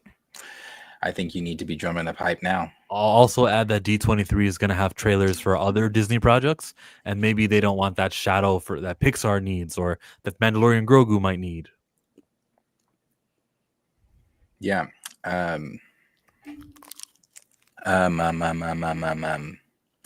Question is, though, do they show whatever they show? If they do bring something from Doomsday to D23 to show the audience, do they show that to the public? Again, I would. You need to be drumming up Probably hype. should. Yeah. You need to be drumming up hype, and because you need to get people talking. I mean, yeah, people are. I'm assuming people are going to watch Chairs for 5 hours again, but I don't know that that's going to be enough. You need to get people talking because nobody's talking about the like post-credit scene from Fantastic Four, you know. So you need to do something that's going to get people going into Doomsday, Avengers, and next Avengers. Why wouldn't you just show him? I just doesn't. I don't understand that one. All this money for one movie or two movies. No cameos, no fanfare. A couple FaceTimes to Dominique Thorne, but that's about it. Well, let's stop complaining about these guys and start congratulating and celebrating what ideas that they came up with. Disney's Boy Trouble. Studio seeks original IP to win back Gen Z men amid Marvel. Lucasfilm struggles. Amid both Marvel and Lucasfilm struggling.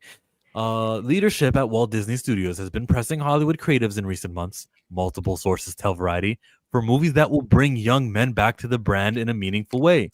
Young men is defined here by sources as ages 13 to 28. First, every film studio is looking for better ways to convert younger audiences into habitual moviegoers.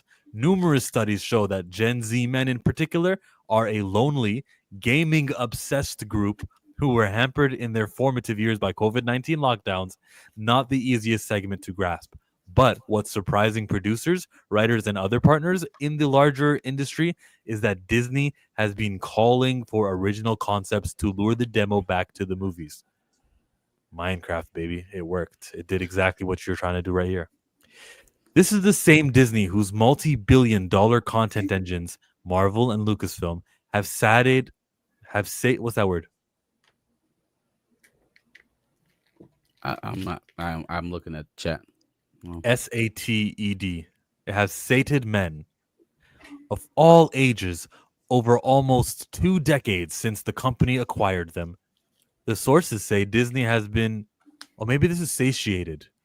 They've satiated men of all ages over almost 2 decades since the company acquired them. I don't think that's satiated. That's not how you spell satiated. Yeah, they just spelled it. Satiated would have an I. I was about to say we're missing some letters. Sated, maybe is what they were going for. I don't know what that word means. So, if you don't know what it is, then it was a typo. Satiated men all over of all ages. The sources say Disney has been seeking a new IP and pitches such as splashy global adventures and treasure hunts. Bro, can I just say Children of Blood and Bone was in their grasp? Lucasfilm had that, and they stalled and they didn't do it, and they lost it to Paramount. But that book was going to be adapted, and it was going to be under Disney's IP. New IP and pitches such as splashy global adventures and treasure hunts, as well as seasonal fare like films for the Halloween corridor. Okay, not bad. Someone's chewing on camera, on mic. The calls come as the Star Wars machine struggles to produce any film project, and the superhero genre sheds audiences by the minute. Yeah. While two insiders say the mandate to recruit young males goes as high as the C-suite, the task primarily has fallen on David Greenbaum, the former Searchlight Pictures co-head brought on in 2024 to run Disney's live-action film business. That label has been sorely lacking in guy-leaning fare, like the Pirates of the Caribbean franchise for nearly 10 years. Studio insiders say that property is in active development, though not in its last reported iteration involving Margot Robbie. That's a new story like that they put in brackets, right?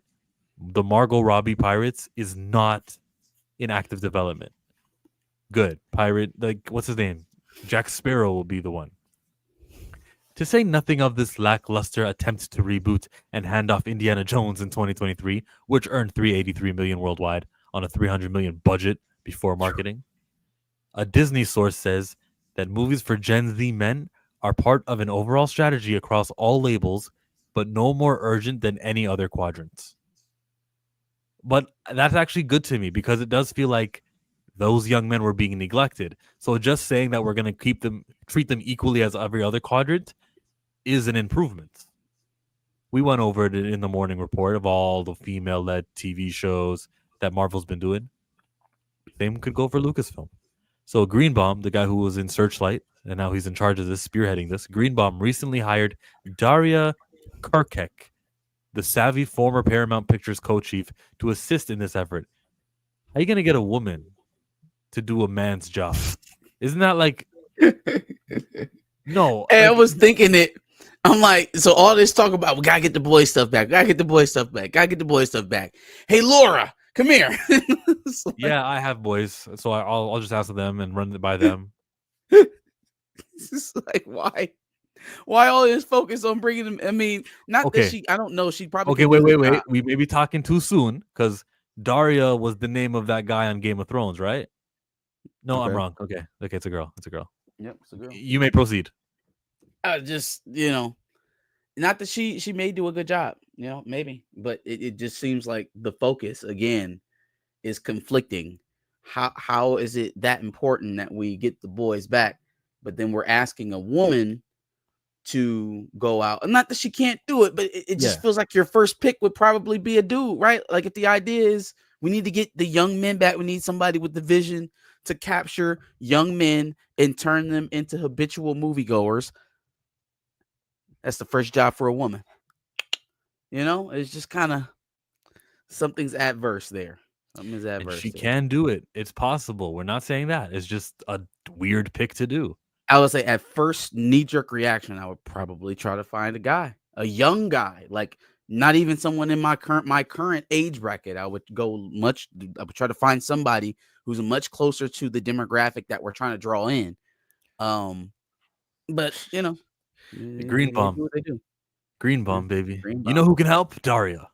Daria. The former Paramount co-chief, to assist in this effort. Greenbaum is beloved by talent, but has largely existed in the prestige indie sphere, while Daria Kurkek shepherded films from franchises like Sonic the Hedgehog, A Quiet Place, and Smile. Some think the push... pause again. These are 3 good movies to have on your resume.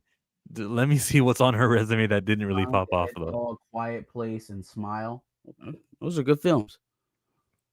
Some think the push for this demographic is simply Greenbaum trying to put his stamp on live action. Yet numerous power players who spoke with Variety see something ominous in the tea leaves. When the execution is correct, Disney's sweet spot at the movies has been millennials. That generation rapidly consumed classic vault titles like Lion King, 101 Dalmatians, Lilo Stitch as kids. Now they bring their children in droves to see the live-action reboots. This year's billion-dollar grosser, Lilo and Stitch. Over-indexed with men and boys. Disney previously said, Gen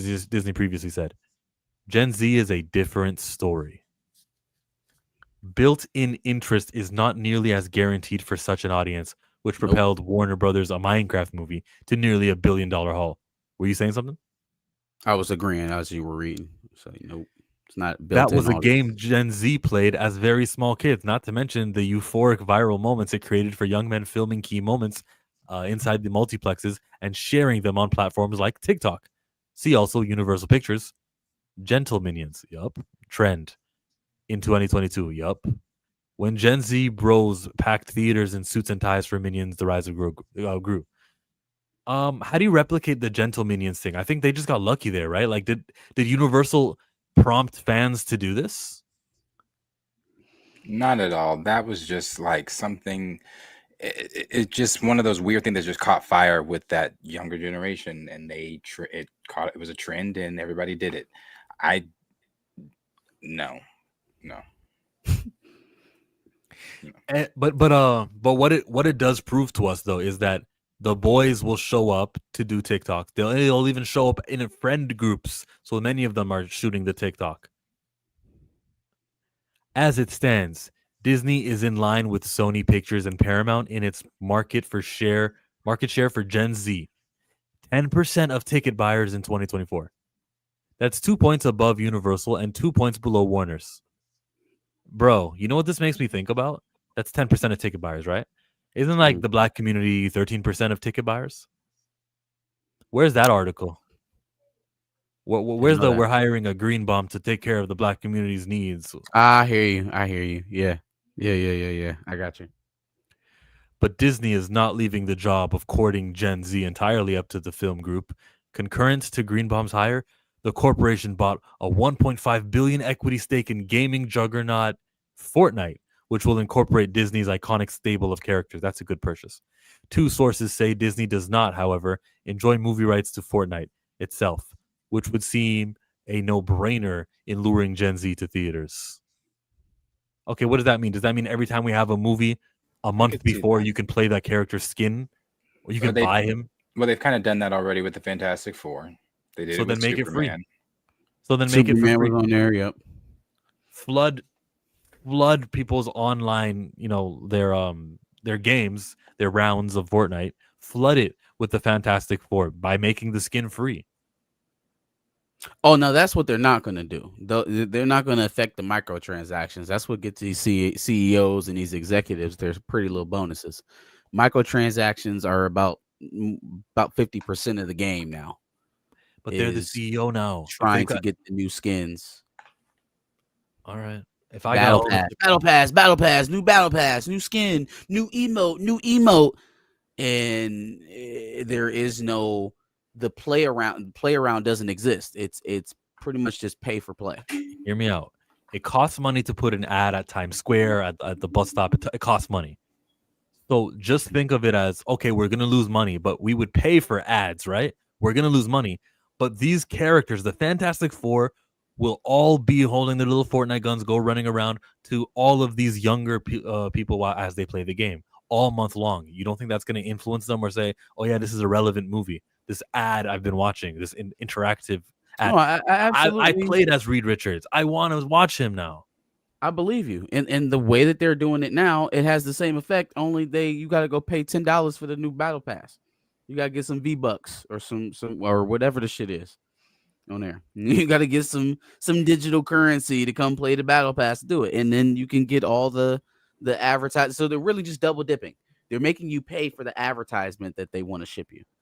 I think everything's worth doing once. So while it's ridiculous free, yeah, right, you do it once, you do the free thing, and then hopefully it will make the Marvel fans. I mean, I'm with you. I the idea of the loss leader is hundreds of years old. Plenty of people have understood. You give something away for free to draw people in, they'll stay and spend more money. It's very simple economics. That's not how the billion-dollar company corporations think. The class of people we're talking about right now have thought about things for quite some time now. That's why everything sucks now. That's why everything is ultra consumerist, and the things that we used to love just for the sake of doing them feel a little bit off because they've cheapened in a way. It's just the way of the world. They're not going to, even if it were to net them more money, the way that they're making money now makes it sure that they get the lion's share of it. So they want things to keep humming the way that they are. The loss leader is gone. Bye-bye dollar menu.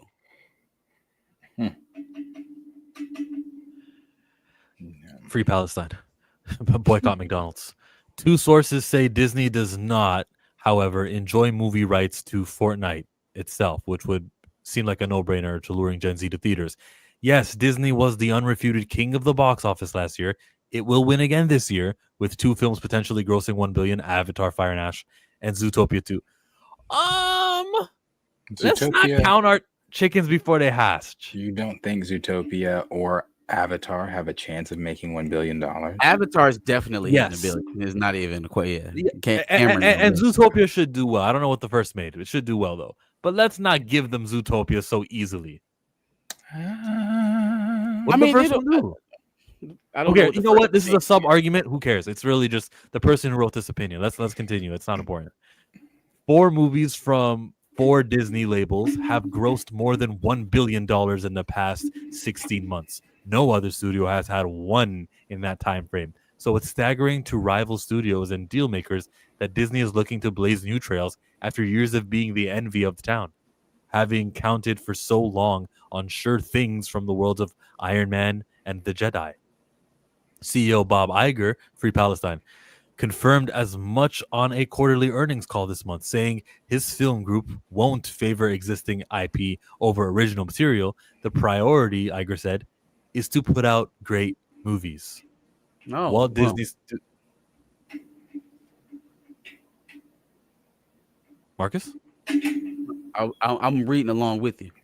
The reactions is to what he said. The priority is to make great movies. Like, oh, really? Interesting. Yeah, it is interesting. It's also BS because IP and famous brands do sell. So shut up. They're saying Zootopia 1 made over $1 billion. So That's really? why I said people loved Zootopia. Might be, maybe be a back-to-back whammy. I didn't know Zootopia had that billion. I okay. There's only what 50, 60 Check on movies. that rabbit's name.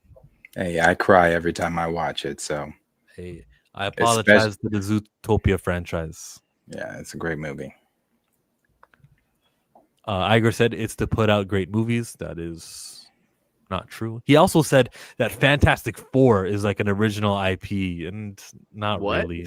What? Not really. Anything that's Marvel, even Shang-Chi, like, you know, it already has that base. Not even to mention, fam. We know about 3 other Fantastic Four movies.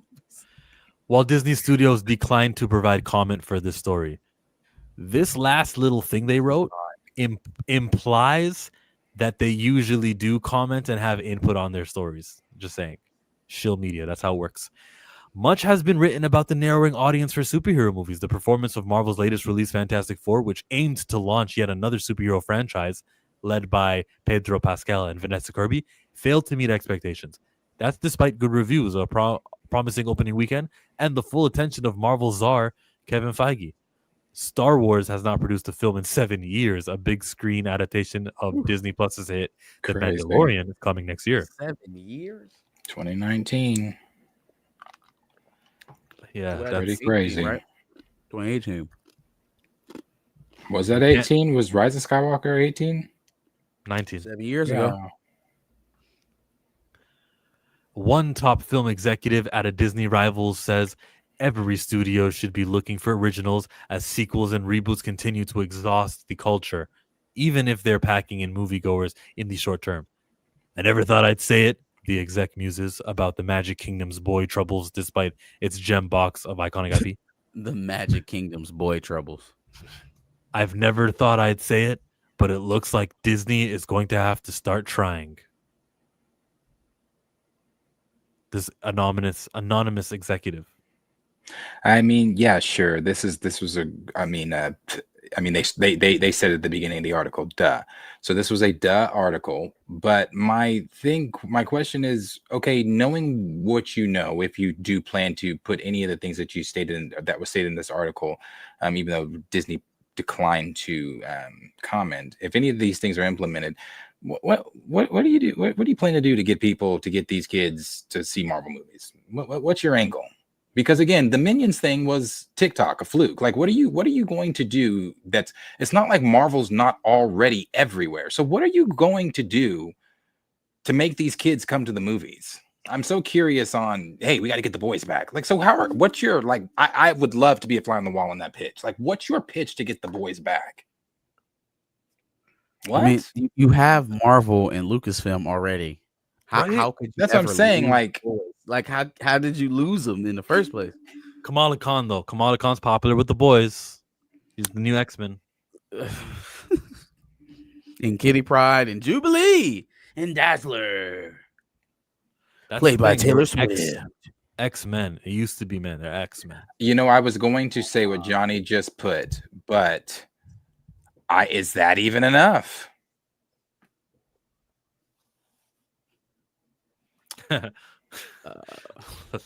He said boobies.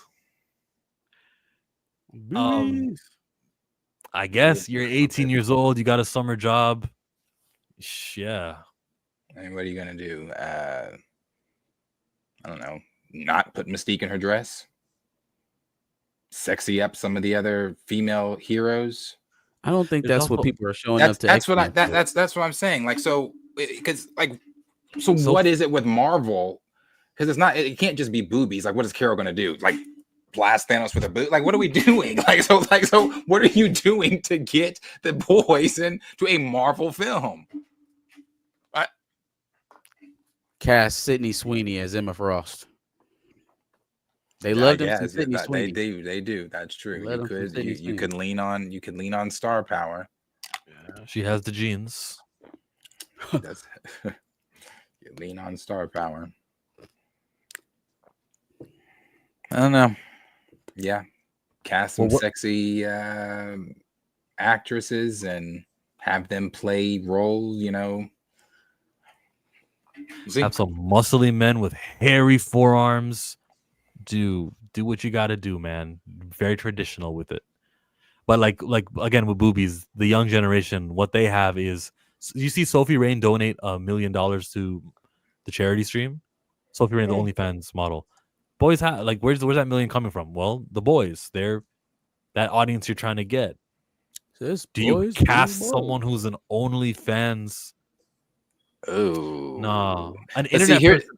the only thing on my only pushback with that, 'cause I agree with what you just said. My only pushback is I don't even say it. I'm throwing it out. I didn't say it. okay, I'm but not okay. standing on My that. only pushback to that was thrown out. That's out there. What is out there? Is she's naked? They're paying to see her. like what? So, unless Wanda and the Invisible Woman have a makeout session and like I don't know, like what is all right. Livy Dunn, the LSU gymnast. Livy? Do we know her? Popular. Sure. People would go to the gymnastic meets, whatever they're called. We want Livy, and be all rude. And when I say people, I mean like that audience, that 18-year-old boy. Do you reach for Livy Dunn or whoever the next one is and say, you get to be in the movie for a little bit? Charlie D'Amelio, anyone popular on TikTok. I should just say that. But it doesn't have to be a gymnast or anything. Popular TikTokers. Who's a girl who don't do OnlyFans, but do you go, oh, they'll know her. Let's put her in a movie. She'll have she won't act. I don't think that this generation of boys is that much harder to reach. I just think you have to give them something newer that attracted us when we were kids. Like they need their version of what we had. They need their Blade. They need their Raimi Spider-Man. They need that. Something that was just true to the stuff that they grew up paying attention to. It's a little bit harder because none of these kids grew up on comic books. And so now you kind of have to you gotta kind of engineer it a different way. Marvel Rivals, they have that. Yeah, you lean into Marvel Rivals too, but Marvel Rivals, but again, they're telling comic book stories in Marvel Rivals, and they don't want to do that over here. You gotta well, bring this to the root problem. You already own Marvel. It's proven and tried and true. It can work. It can adapt. It can make fans. Just take off that hat, Kevin Feige, because it feels like it's possessing your brain with stupid ideas, and start thinking more freely and do exactly what you're supposed to do.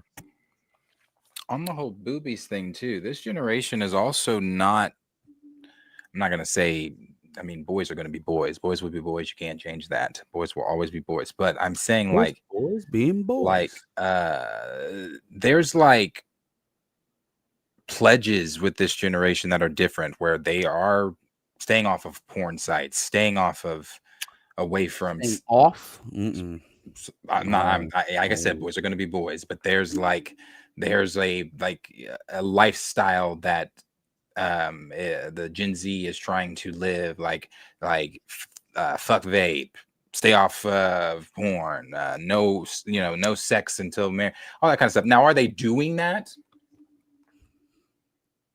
But I'm just saying, that's what I'm saying. Like, is sex really the selling point even with this group?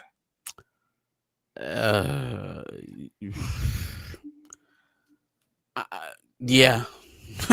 Yeah, so it's the oldest seller in time. It's just the way that Disney is able to present it. Again, I think the easier route is to smash things and blow them up with strong leads.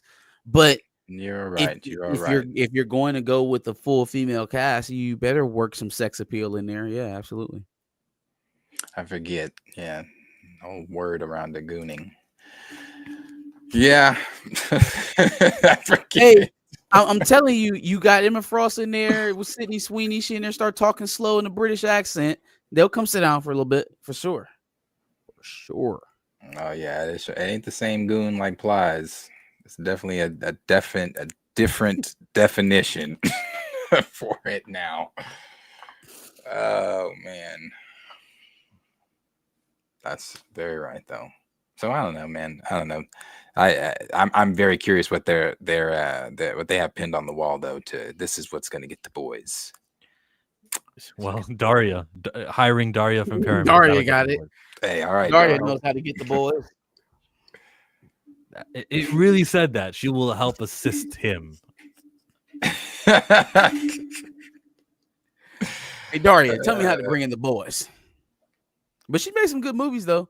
She was part of some good films. Sonic is a good one. Smile is a good one. She has her name attached to some good films. Hey, side note, do you guys know the story about why Pascal is not the technical head as Sony anymore, and why they got this little funky little deal with Spider-Man going on? Didn't she throw a sandwich at Kevin Feige? No, she didn't throw a sandwich at him. He went to her like in the early days of the MCU and was like, hey, listen, let's work out some stuff. I want Spider-Man to be in the MCU. You all can use some Avengers. So this had to be around the first time of the first Avengers movie. And she said, aren't you the guy that used to get me sandwiches? Because Amy Pascal. Yeah, I knew it had something to do with a sandwich. Much longer. She's kind of like she's like a Kathleen Kennedy, right? And so Kevin Feige was behind her in a career race. He was a little younger than her. And so she remembers him as some punk on the lot. And now he's the head of what would eventually become the biggest superhero studio of all time. And now they have to pay out the ass to keep that relationship. And there's all kind of stipulations, and that it gives a little bit more context to why that relationship is so strained. Their emails got leaked. Yep. In the Sony breach. One of my favorite interviews with those two is, I believe it was for No Way Home, when she said she spilled some shit, and the way Kevin looked at her and then looked back at the camera. It's one of my favorite interviews with them. Apparently, she got booted out of Sony for that, because when they found out, we could have had Spider-Man for free, or we could have had the Avengers for free. Like without this $1 million multi-year agreement that's gonna go sour every 5 years and shit. You mean we could have had a cohesive universe where it feeds directly into Sony, and we could have just ate off of their success. And you told a man that he used to get you sandwiches? Yeah, you'll be president in name only. And from now on, you make no more decisions. Yikes. Yikes, indeed. Amy Pascal.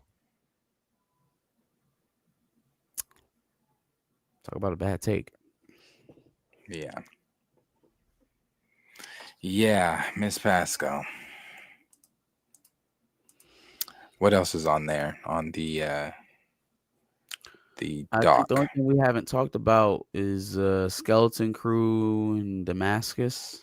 What the hell is going on with Skeleton Crew? Why is that? When I saw that, because when I'm making the thumbnails, most of the time I'm driving from the building to the next building, and when I saw Skeleton Crew, I didn't even think about it. I went to Google, typed in Skeleton Crew, and then it hit me. What the fuck am I Googling Skeleton Crew for? Why am I about to save a picture to my phone for the thumbnail for Skeleton Crew? So what are they talking about? Aren't they getting season 2? It can't be. Skeleton Crew season 2. It can't be. I was watching Star Wars Meg, and she was giving her big update about the Mandalorian stuff, right? and just how cameo heavy season 2 of Mando's of Ahsoka is going to be, just like season 2 of Mando.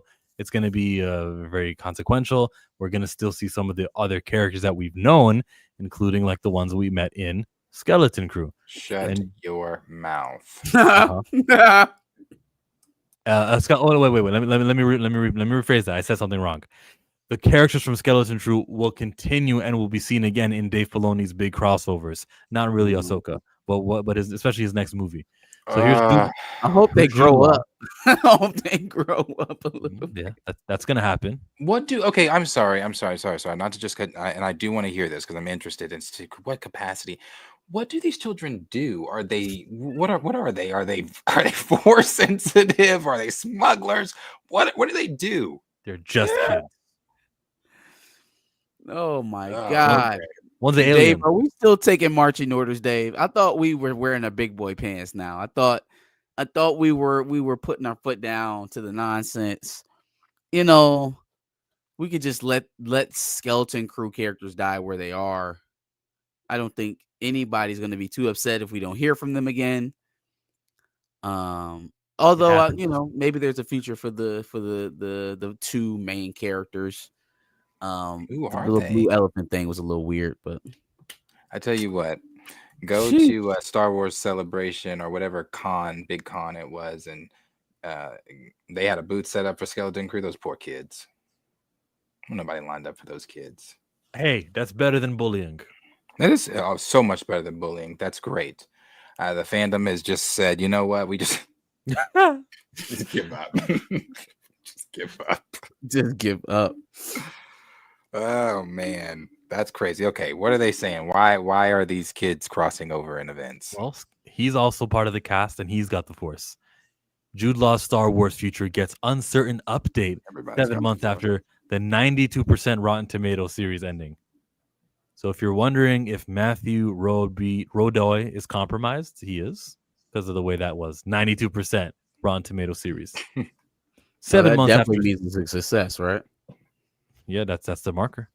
7 months after Skeleton Crew's finale, Jude Law provides an uncertain update about his potential future with the franchise.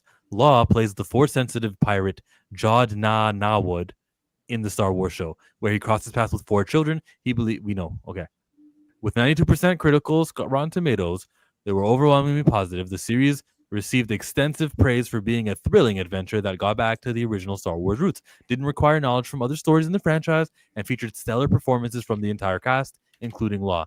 I agree. During a Screen Rant interview with Law, can I just get to the interview? Here it is. Well, you kind of put the answer in my mouth. That thinking. I hope you get to see this man again, and he's thinking, there must be a way out of this so that my story can continue. Have you heard any update, or are you confident we'll see him again? I'm sure you appreciate there are so many moving parts to that Colossus. All I can say is we had a really exceptional time making it. It was done with such grace, spirit, inclusion, and collaboration. I had a ball, and at times was allowed to overindulge, I think, in my own childhood fantasies of being in the Star Wars universe. But I was very, very pleased with the results and very happy to have had the opportunity to work with that extraordinary group of directors. What this means for Jude, actually, that doesn't feel like he's back, right? It sounds like it's still up in the air. Like it doesn't sound definite at all. It shouldn't be. What this means for Star Wars. Right now, there are no Kathleen Kennedy shit. Yeah, we're gonna bring back Jude Law. Yep.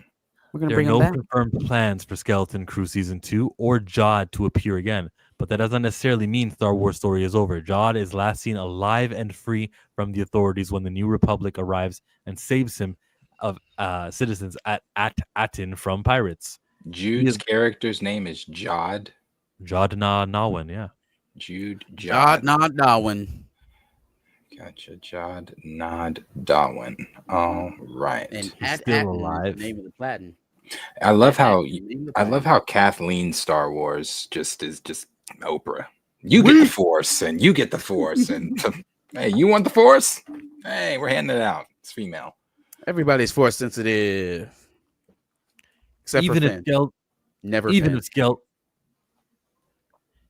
Even if Skeleton Crew Season 2 doesn't happen, Jod could be in the other projects that take place in the same time period, including Mandalorian Grogu, Ahsoka, or Dave Filoni's untitled film. His history as a Jedi survivor and pirate could even prove useful in the fight against the Imperial Remnant. Our takes on Jude Law's comments? As someone who thoroughly enjoyed Law's performance in Skeleton Crew, I would love to see Jod again and explore how he adapts after his failure at Atten. It would be fascinating to see him caught up in the escalating conflict between the New Republic, the Imperial Remnant, and to see him interact with the other Order 66 survivors like Tano. At the same time, Jod's story and overall narrative of Star Wars Skeleton Crew does feel complete by the end of season 1. There's definitely more that could be done with this character, but it does not feel essential given the satisfying conclusion to his arc. Okay, man. That article was supposed to be more. I didn't think it would be like that. I'll tell you what, the more and more and I think we say this every time, and I don't know, the more and more they do more spin-offs and more survivors, it's like, is Order 66 a success? It sure wasn't. Like, it just seemed like a kill fest. We didn't count. We didn't check the roll call. We didn't get. All right, I got the list of all the younglings. Got the list of all the Jedi. Let's count and check all the bodies and make sure and see who we're missing. That never happened. It was just like, all right, kill everybody you can see. Don't worry about who escapes. We'll just act like they're dead. And then you get all these Inquisitors and dispatch them, and I guess they didn't do their jobs either because they was out vacationing, bro. They was chilling. They was just bringing back people saying, "Yeah, we found one." Just bringing back bodies. How many Jedis were at the height, right before 66? There were thousands of Jedis, hundreds. Not enough. There weren't enough Jedi, as like Mace Windu said, we're keepers of the peace, not soldiers. It was, but it was at least, you would think it's like thousands, 1,000. because they Yeah, needed thousands. battalions of droids to take out single Jedis at certain instances. So it was, I would say at least 1,000, maybe. Think about like the special forces of the military. That's probably what the Jedi were to the Republic. So a few thousand, say a couple thousand. 1% of 1,000 is 10 Jedi. It could be 99% successful because the 10 Jedi who survived would be Kenobi and Yoda, Jude Law's character that we got, and I don't know. I'm probably forgetting other people. Oh, you're forgetting a lot, way more. Balin Skull. I just think from the storytelling standpoint, when you pull that trope out so many times, it devalues it. Like when we found out the first person survived Order 66, and then now it's the second, and the third, and the fourth. It's like, all right, well, now it kind of reshapes how that story was told. The story felt like total annihilation of the Jedi Corps altogether. And so when the first person is found to have survived, it's like, oh my God, that person's special. They're the only survivor. The second person survives. It's like, oh, okay, cool. It's two. It's only two people. It's only two now. And then by the third or fourth, it's like, all right, well, it just doesn't have that luster anymore from a storytelling aspect. Doesn't have that shock. Like, oh my God, he survived. When it rains, it pours. Yeah. No. I take what's mine and take some more. It rains, it pours, it rains, it pours. Yeah. Thank you, I'm Too Fly. Order 66 killed 90% of all Jedi. 10K or so. Well, 1% of 10K would be 100. I don't believe there were 10,000 Jedi during. Nah, he paid. He gave $2. We don't doubt these guys. No, you don't.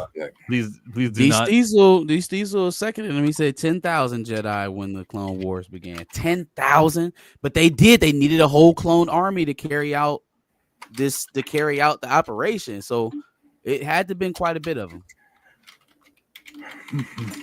Let's figure that one out. So I think you'd accept it more maybe if okay, it was 10,000. I guess some slipped through the cracks. I think is the reason why you're checking. I still hold the same opinion though. Like when you use it as a storytelling trope, you're lessening it. Yeah, 10,000 Jedi. 10,000 Jedi. Yeah. 10 can't survive. I don't know that one. I was thinking 1,000. Yeah, 10,000 Jedi. That well so often then, like maybe space it out a bit so it still has its shock value a little bit. Quinlan Voss is someone, and he had the Underground Railroad. He did. So we can count, like, if it was successful, we can count an extra 30 right there. Well, that's why I said there was a lot more than 10, because in the Obi-Wan show, when he found it, on that wall was all of the, and there was a lot of names, the list of names that they had helped.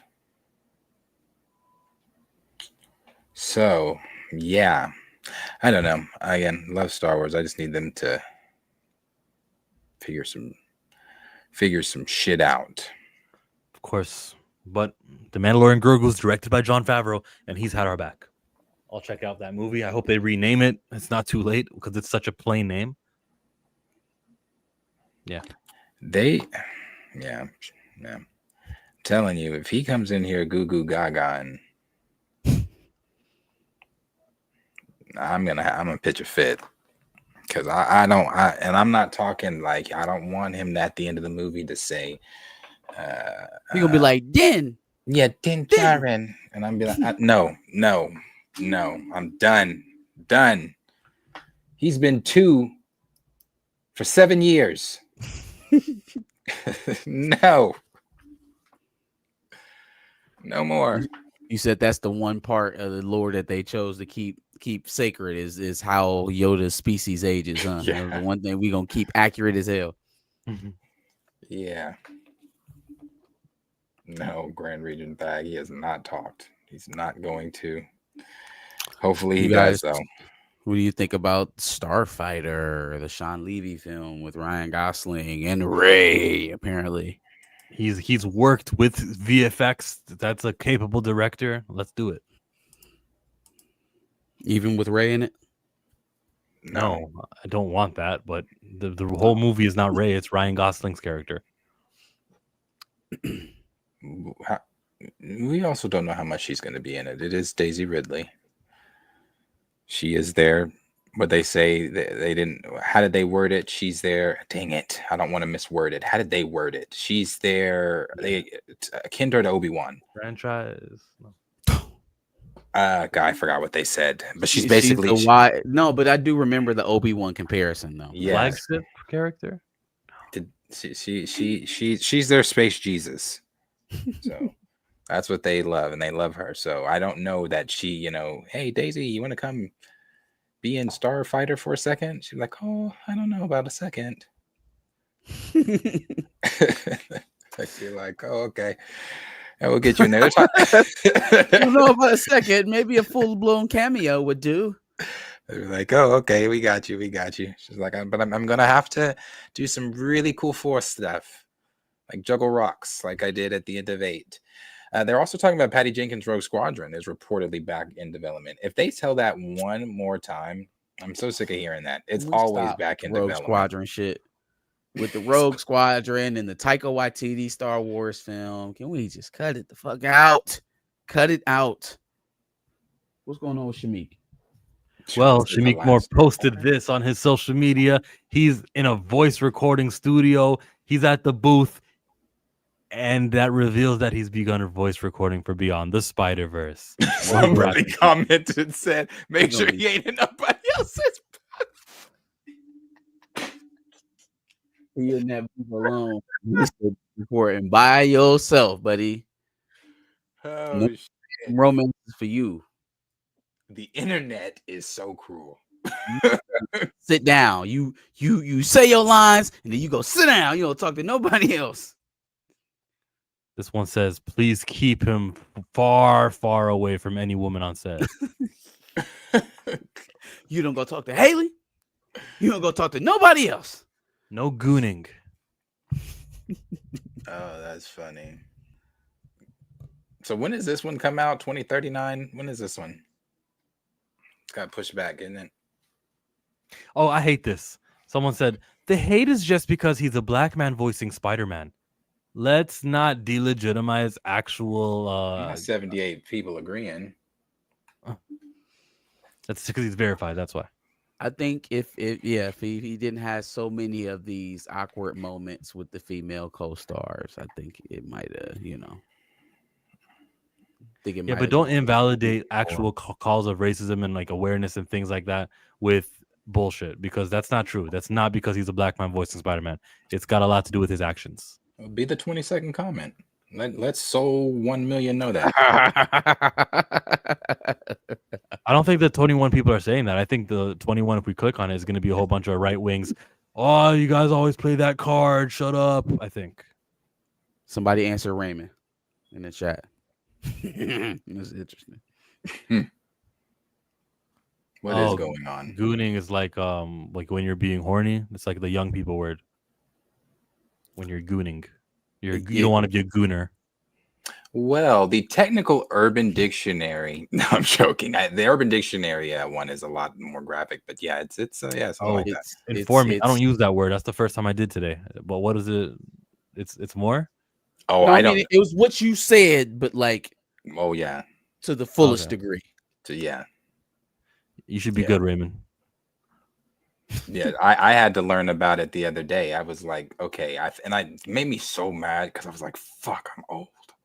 I'm going to fucking Google to look up what a word means. Yeah, no. And when I read it, I was like, oh. There's terms like I'm him and like what? What do you mean him? What does that mean? Is it like I'm sure there's some people confused. You're who? Yeah. I saw a video on my feed and it was Chris Rock's brother, and he was explaining like when someone says, "I don't know you like that," or "Yeah, I'm good, but I'm not good like that," and white people are confused. What does he mean like that? What does like that mean? And if you're black, you get it. That was a good little comedy sketch. It's like when they asked Candace Owens. I said, "God is good, amen."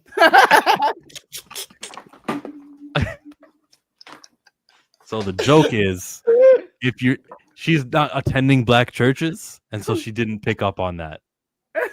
I never been to a black church in my life either. I don't practice that faith. I did know that God is good all the time, but like I learned that pretty recently. God is good. Amen.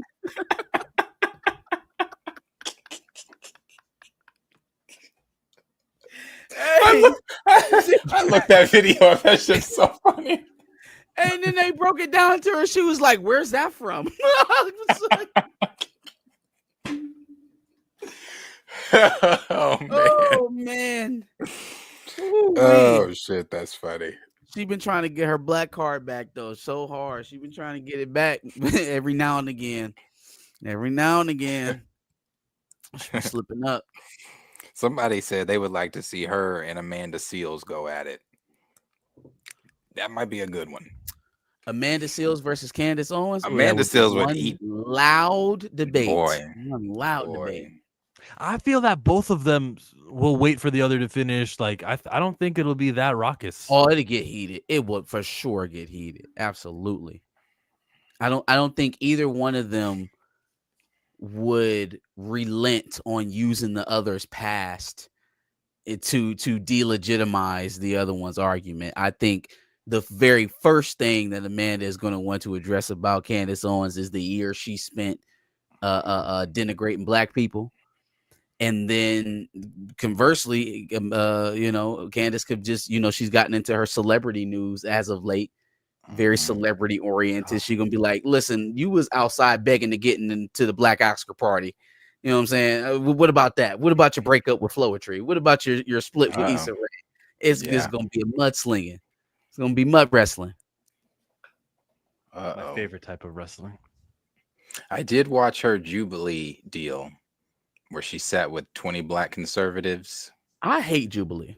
I hate Jubilee with a passion because they set up these very, very plain premises and they find people to the furthest of each spectrum and put them in a room together for content purposes only. It's not to engage in actual debate. It is not to find the majority of America or the majority of people on these issues. It's to find the loudest people on each end of the spectrum and to put them in a pot and see how it goes. And that's really generally the idea of the entire setup.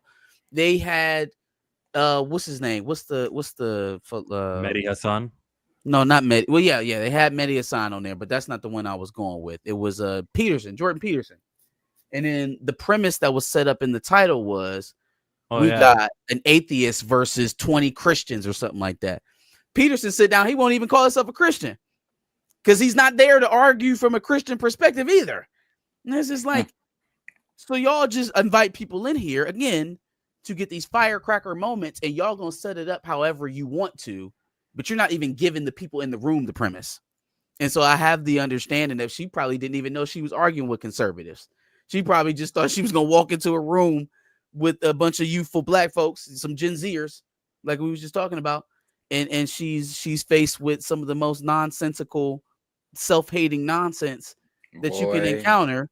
And self-hating is the key word. It's just weird to set that up like that. Yeah, the key word, that's self-hating. Some of the stuff that some of them were saying, I was like, huh? I feel like they're presenting these discussions as if this is what people in America are doing. Like this is how these discussions go. This is what everybody thinks. This is the general consensus. And they're not putting it in a proper context at all. And they're not going out of their way to find people who can meet in the middle or can have an actual discussion on these things. They find people who want to fight. They find people who want to joust, who want to get gotcha moments on both sides of it. Like people are going on there to go viral. That's it. Yeah, because there was one particular dude for sure. When he got up there and he started going on and on and on and on, I was like, yeah, this nigga's on here for clicks and to be the next. I got Amanda Seals. He didn't. Dude, you talking about the dude with the mustache, the black dude, the mustache? No, he was the heavier.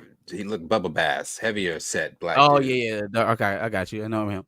I seen the dude with the handlebar mustache on there is talking about black degeneracy and it's the culture and we don't respect this and we don't do this. And then you get a picture of Buddy's family, and you see how much holding down the black community meant to him.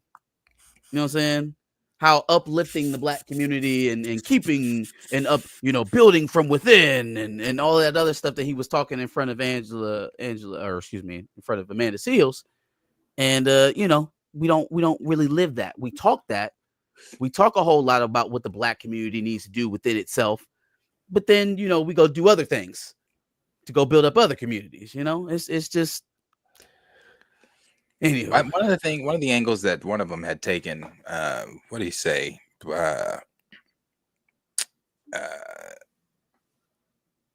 We got.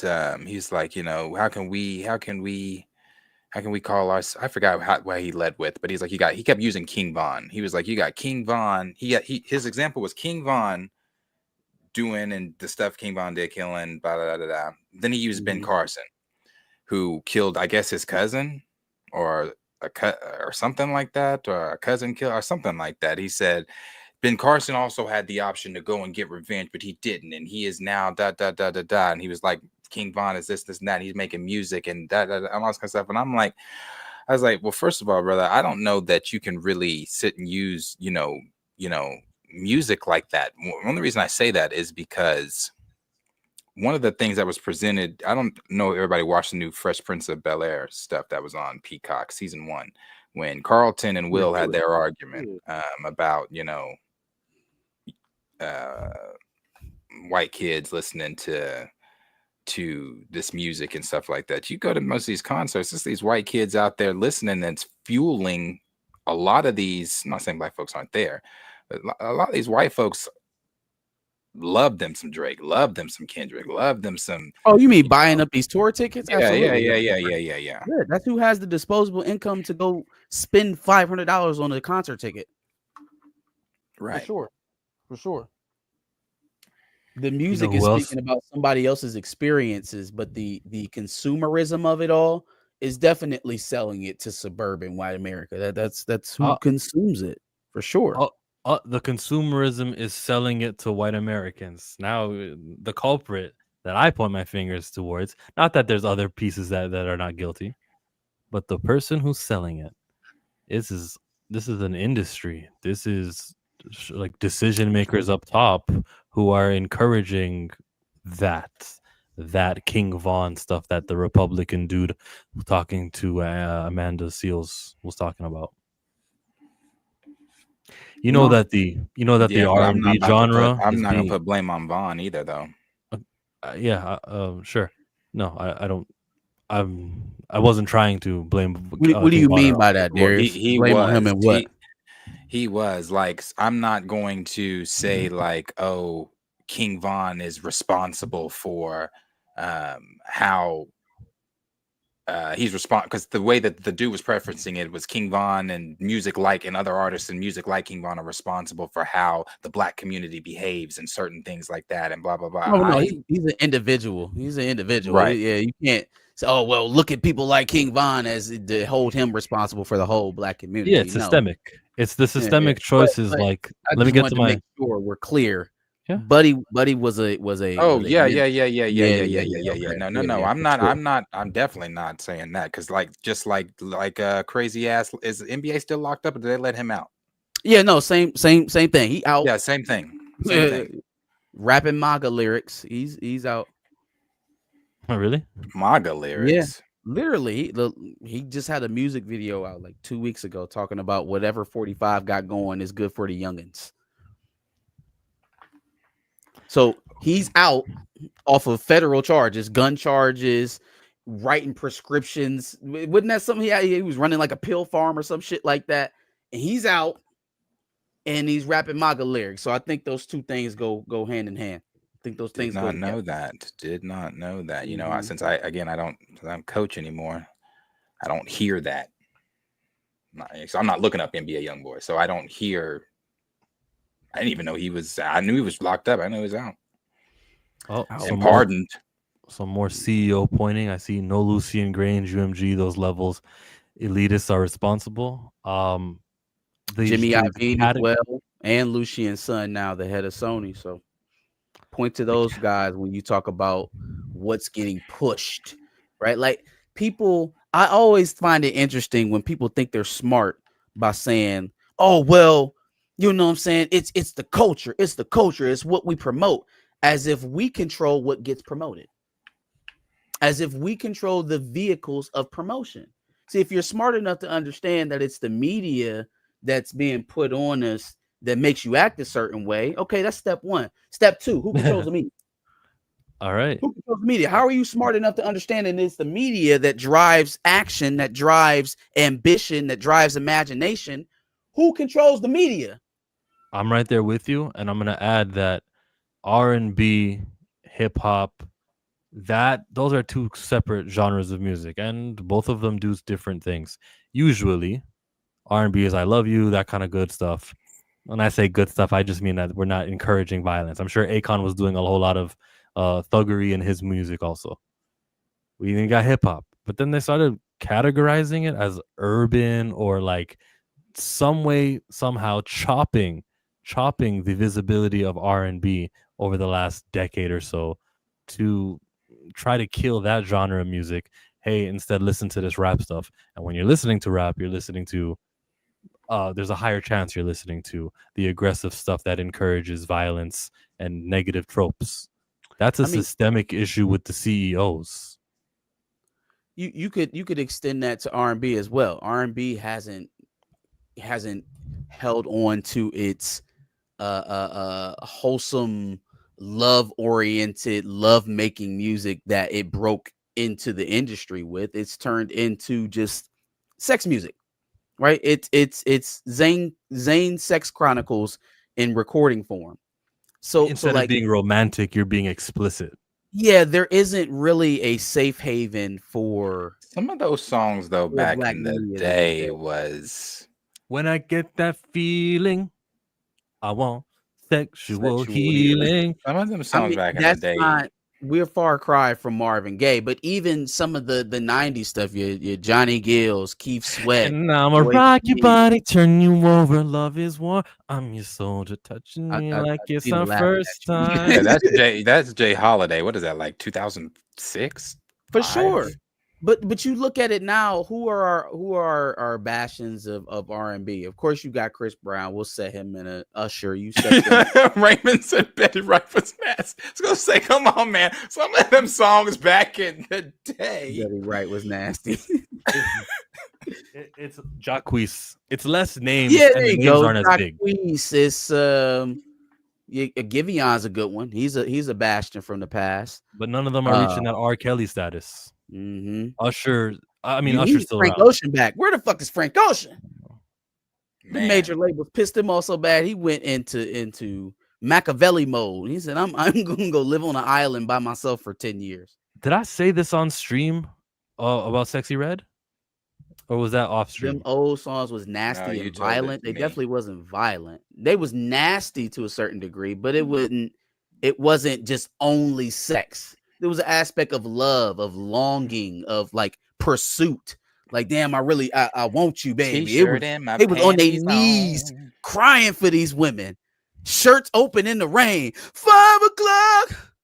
Home alone. Ain't nobody doing all of that these days. They like, yeah, I'm on her and I'm smacking and I'm beating cheeks. They talking just like the rappers talking. After a while, Yeah. me back. There was a pursuit angle to it. There was a aspect of going to chase. Ain't no more chasing. It's No. I got the money, so they come to me. You The know, lights are already out when we begin. whipping ass too. They was whipping ass, but they was whipping they ass. They wasn't singing about whipping the women's ass. Come on, Tina. Like yeah. Mr. Ronald Big Ivy said, was definitely whooping ass. He had a sword in his cane. He was definitely whooping ass. But when it came to the women, y'all contagious. You know what I'm saying? It was I don't know. He said, compartmentalized.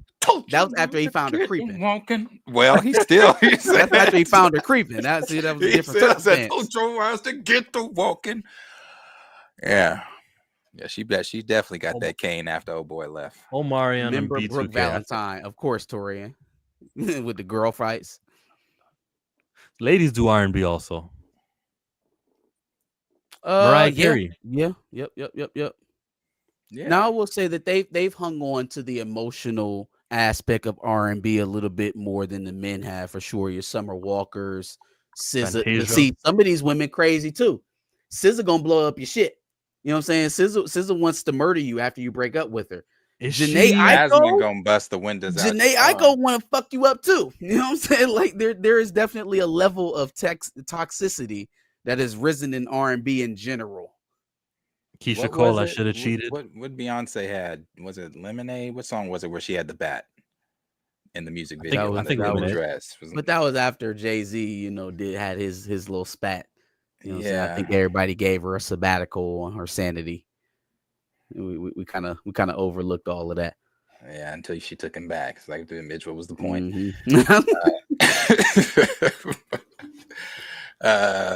Who else? Some other ones. Some good ones. Is Jason Derulo R&B? He is. I feels poppy though. Yeah, I would say more feels pop because poppy this than first song was like, poppy. What What you you say? say? Yeah, that was pop. That was poppy. Ooh, what you say? What's the one with passports? Junior actually saw Coco Jones here in Columbus. She was a good act. She was pretty good. Oh, she must have been at the Cavaliers game. No, she had her own. She was performing. When we seen her here. You said she only had a show here because she was going to a Cavs game. She got her own schedule. You understand the reference with Donovan Mitchell, right? Yeah. That's what Yeah, Beyonce okay. Yeah, congratulations to them. Janet said, "Would you mind?" It used to take women at least 3 albums minimum before they started being half naked. Mariah, Tony, Janet, etc. Now that is the door opener. But I will say some artists don't get their just due or their buzz like Coco Jones when they don't take that route, right? So it's a who's. What's her name? Tinashe. I've been a nasty girl. That's kind of poppy though. And a nasty girl. Somebody gonna match my freak. Is somebody gonna match my freak? Is somebody gonna match my nasty? So you don't have no like no songs like,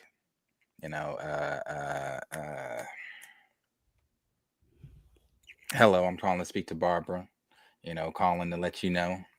I found your I found your name, your number in my man's pocket. You ain't got That was I don't know that reference. what is that? The Brandy and Monica shit. That was that one. The Boy Is Mine. That boy The is Boy mine. Is Mine. That's Shirley Brown, Woman to Woman. She called and left. She called her on the phone. That's how the song starts. She's calling think on the that's phone. Little beyond the pale for chill. If his daddy wasn't playing that, he probably don't know nothing about that. I may not have seen that music video. No, probably heard the I song. don't even know if I've ever seen a music video to it. I don't think there's a video. I don't think they were making videos. Yeah, when but that probably song was not. made. Probably I don't not. think they was making videos. You know what I learned? That Tupac Hit 'Em Up was a song. Don't look any further. Like that's actually a song playing the dun doo doo doo doo doo doo doo doo doo doo. That's a old song. The Dr. Dre Actually, used just to do listened to that today. Were you the hit 'em up one or the old one? No, the Pox. Yeah, Pox. I used to say that's my favorite. That's the best rap diss. No Vaseline's up there, but like through time, Kendrick Lamar, both Euphoria and Not Like Us, but Not Like Us, I think is the Euphoria. best. Drake has Euphoria. made sure that Not Like Us will be in the top 3 of diss tracks all time. Like if it wasn't already there, right? Just off of the amount of plays it was getting. I think But Not he Like Us made is just sure more all catchy. time. It's obviously great diss, but I think it's more catchy. But Euphoria Is a masterclass on how to diss somebody. I It's a mean, masterclass. Euphoria that's that man.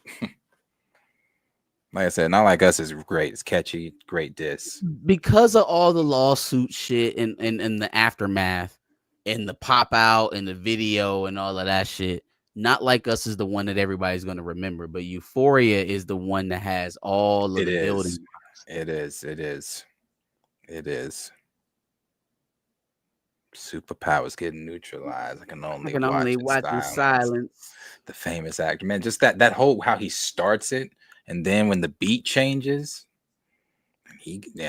I hate the way that you walk, the way that you talk. I hate the way that you dress. Backwards, Richard Pryor snippet in the beginning, the Teddy Pendergrass sample. It's just like every bit of it was so perfect.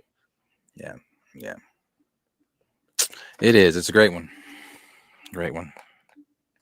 I love that video. I saw that video again of Tyga at the Super Bowl just going wow when everybody was yelling pedophile.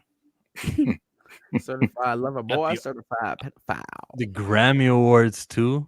When Kendrick took an extra long walk, try to get because he wanted to hear the A minor. And it's funny. I said it then. All these people in that room have celebrated Drake. And then at the same time, Taylor Swift in that thing going A minor. That's funny. Wow. Like and Taylor. I mean, I don't know how much she actually listens to rap, but it's probably a minuscule amount.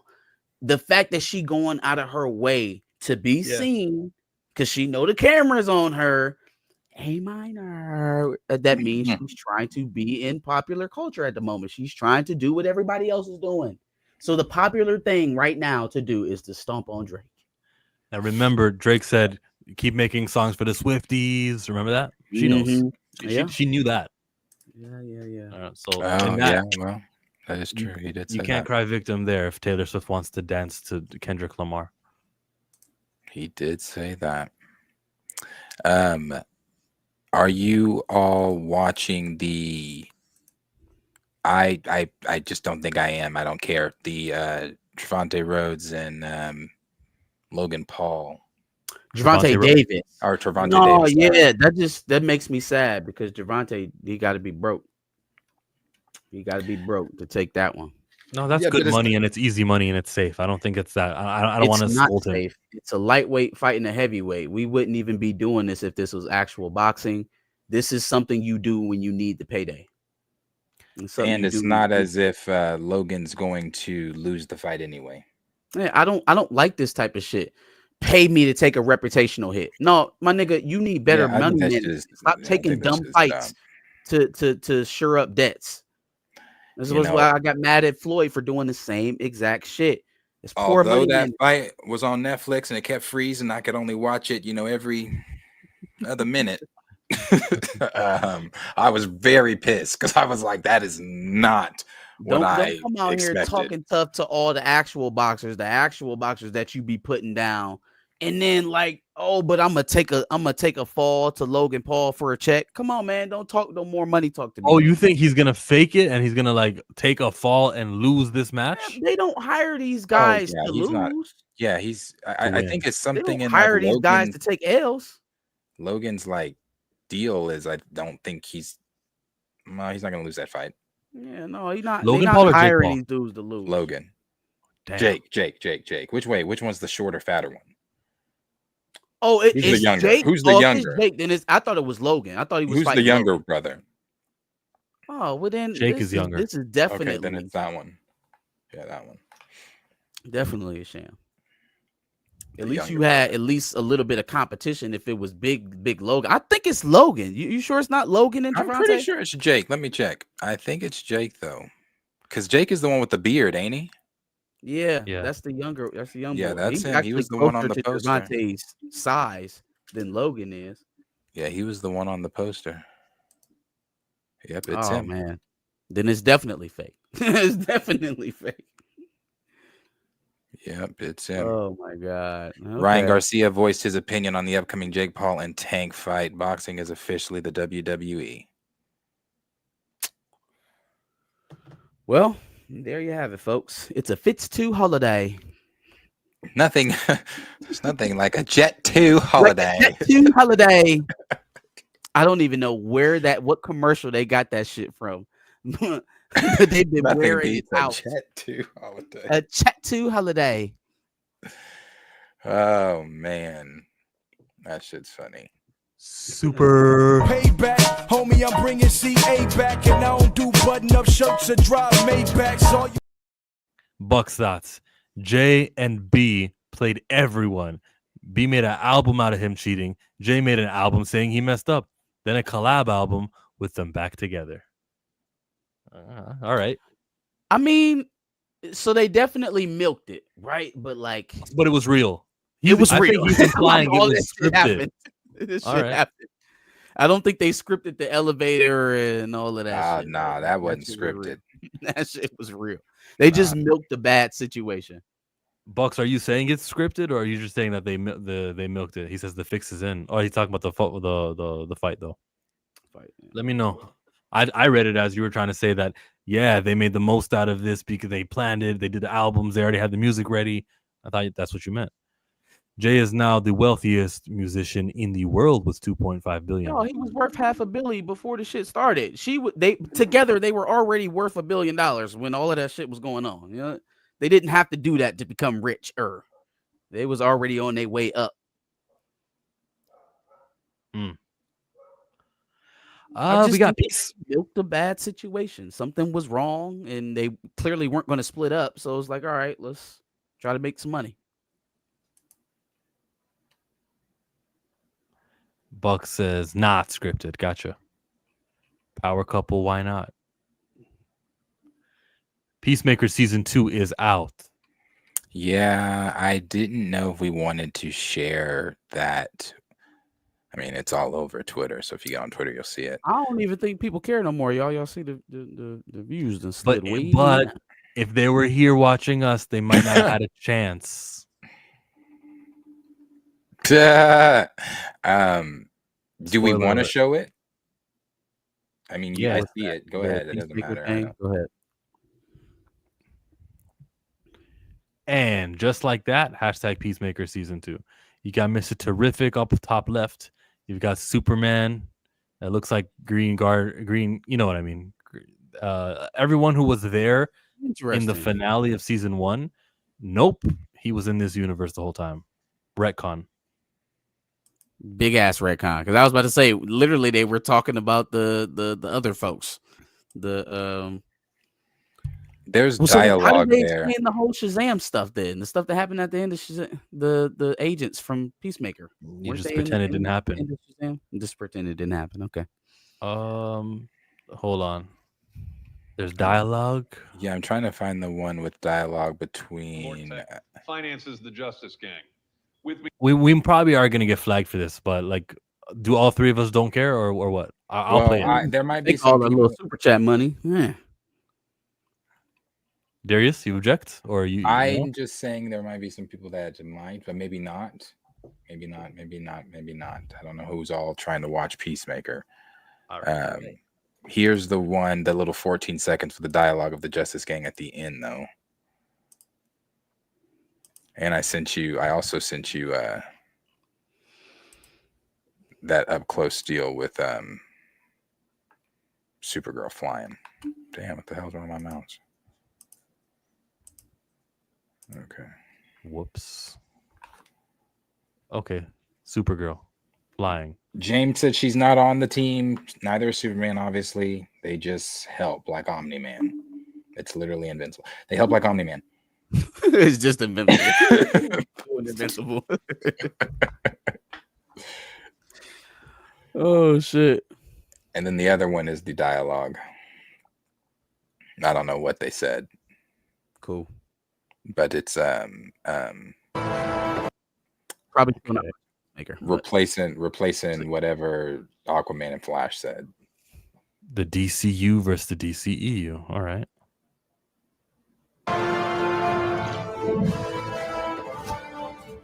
Late, you fucking dickheads.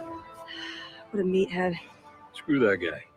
You know he tells people I'm a puke freak. This is very cheap. The This piece. is kind of I think it's kind of clever. So, I'm gonna have to watch to understand because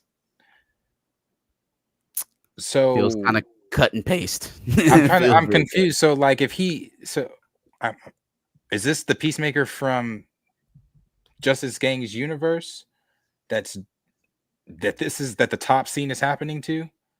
Or is this still the same? Why would we Peacemaker? why would we recreate the scene? Why would we do that? If this is an entirely different universe, if you're trying to just make people forget about it, why would you recreate the same scene? I didn't see it yet. I can't defend it. I can't I'll be You're gonna maybe have I'll to I'll be watch right it. with you, Marcus. I don't know. I haven't seen.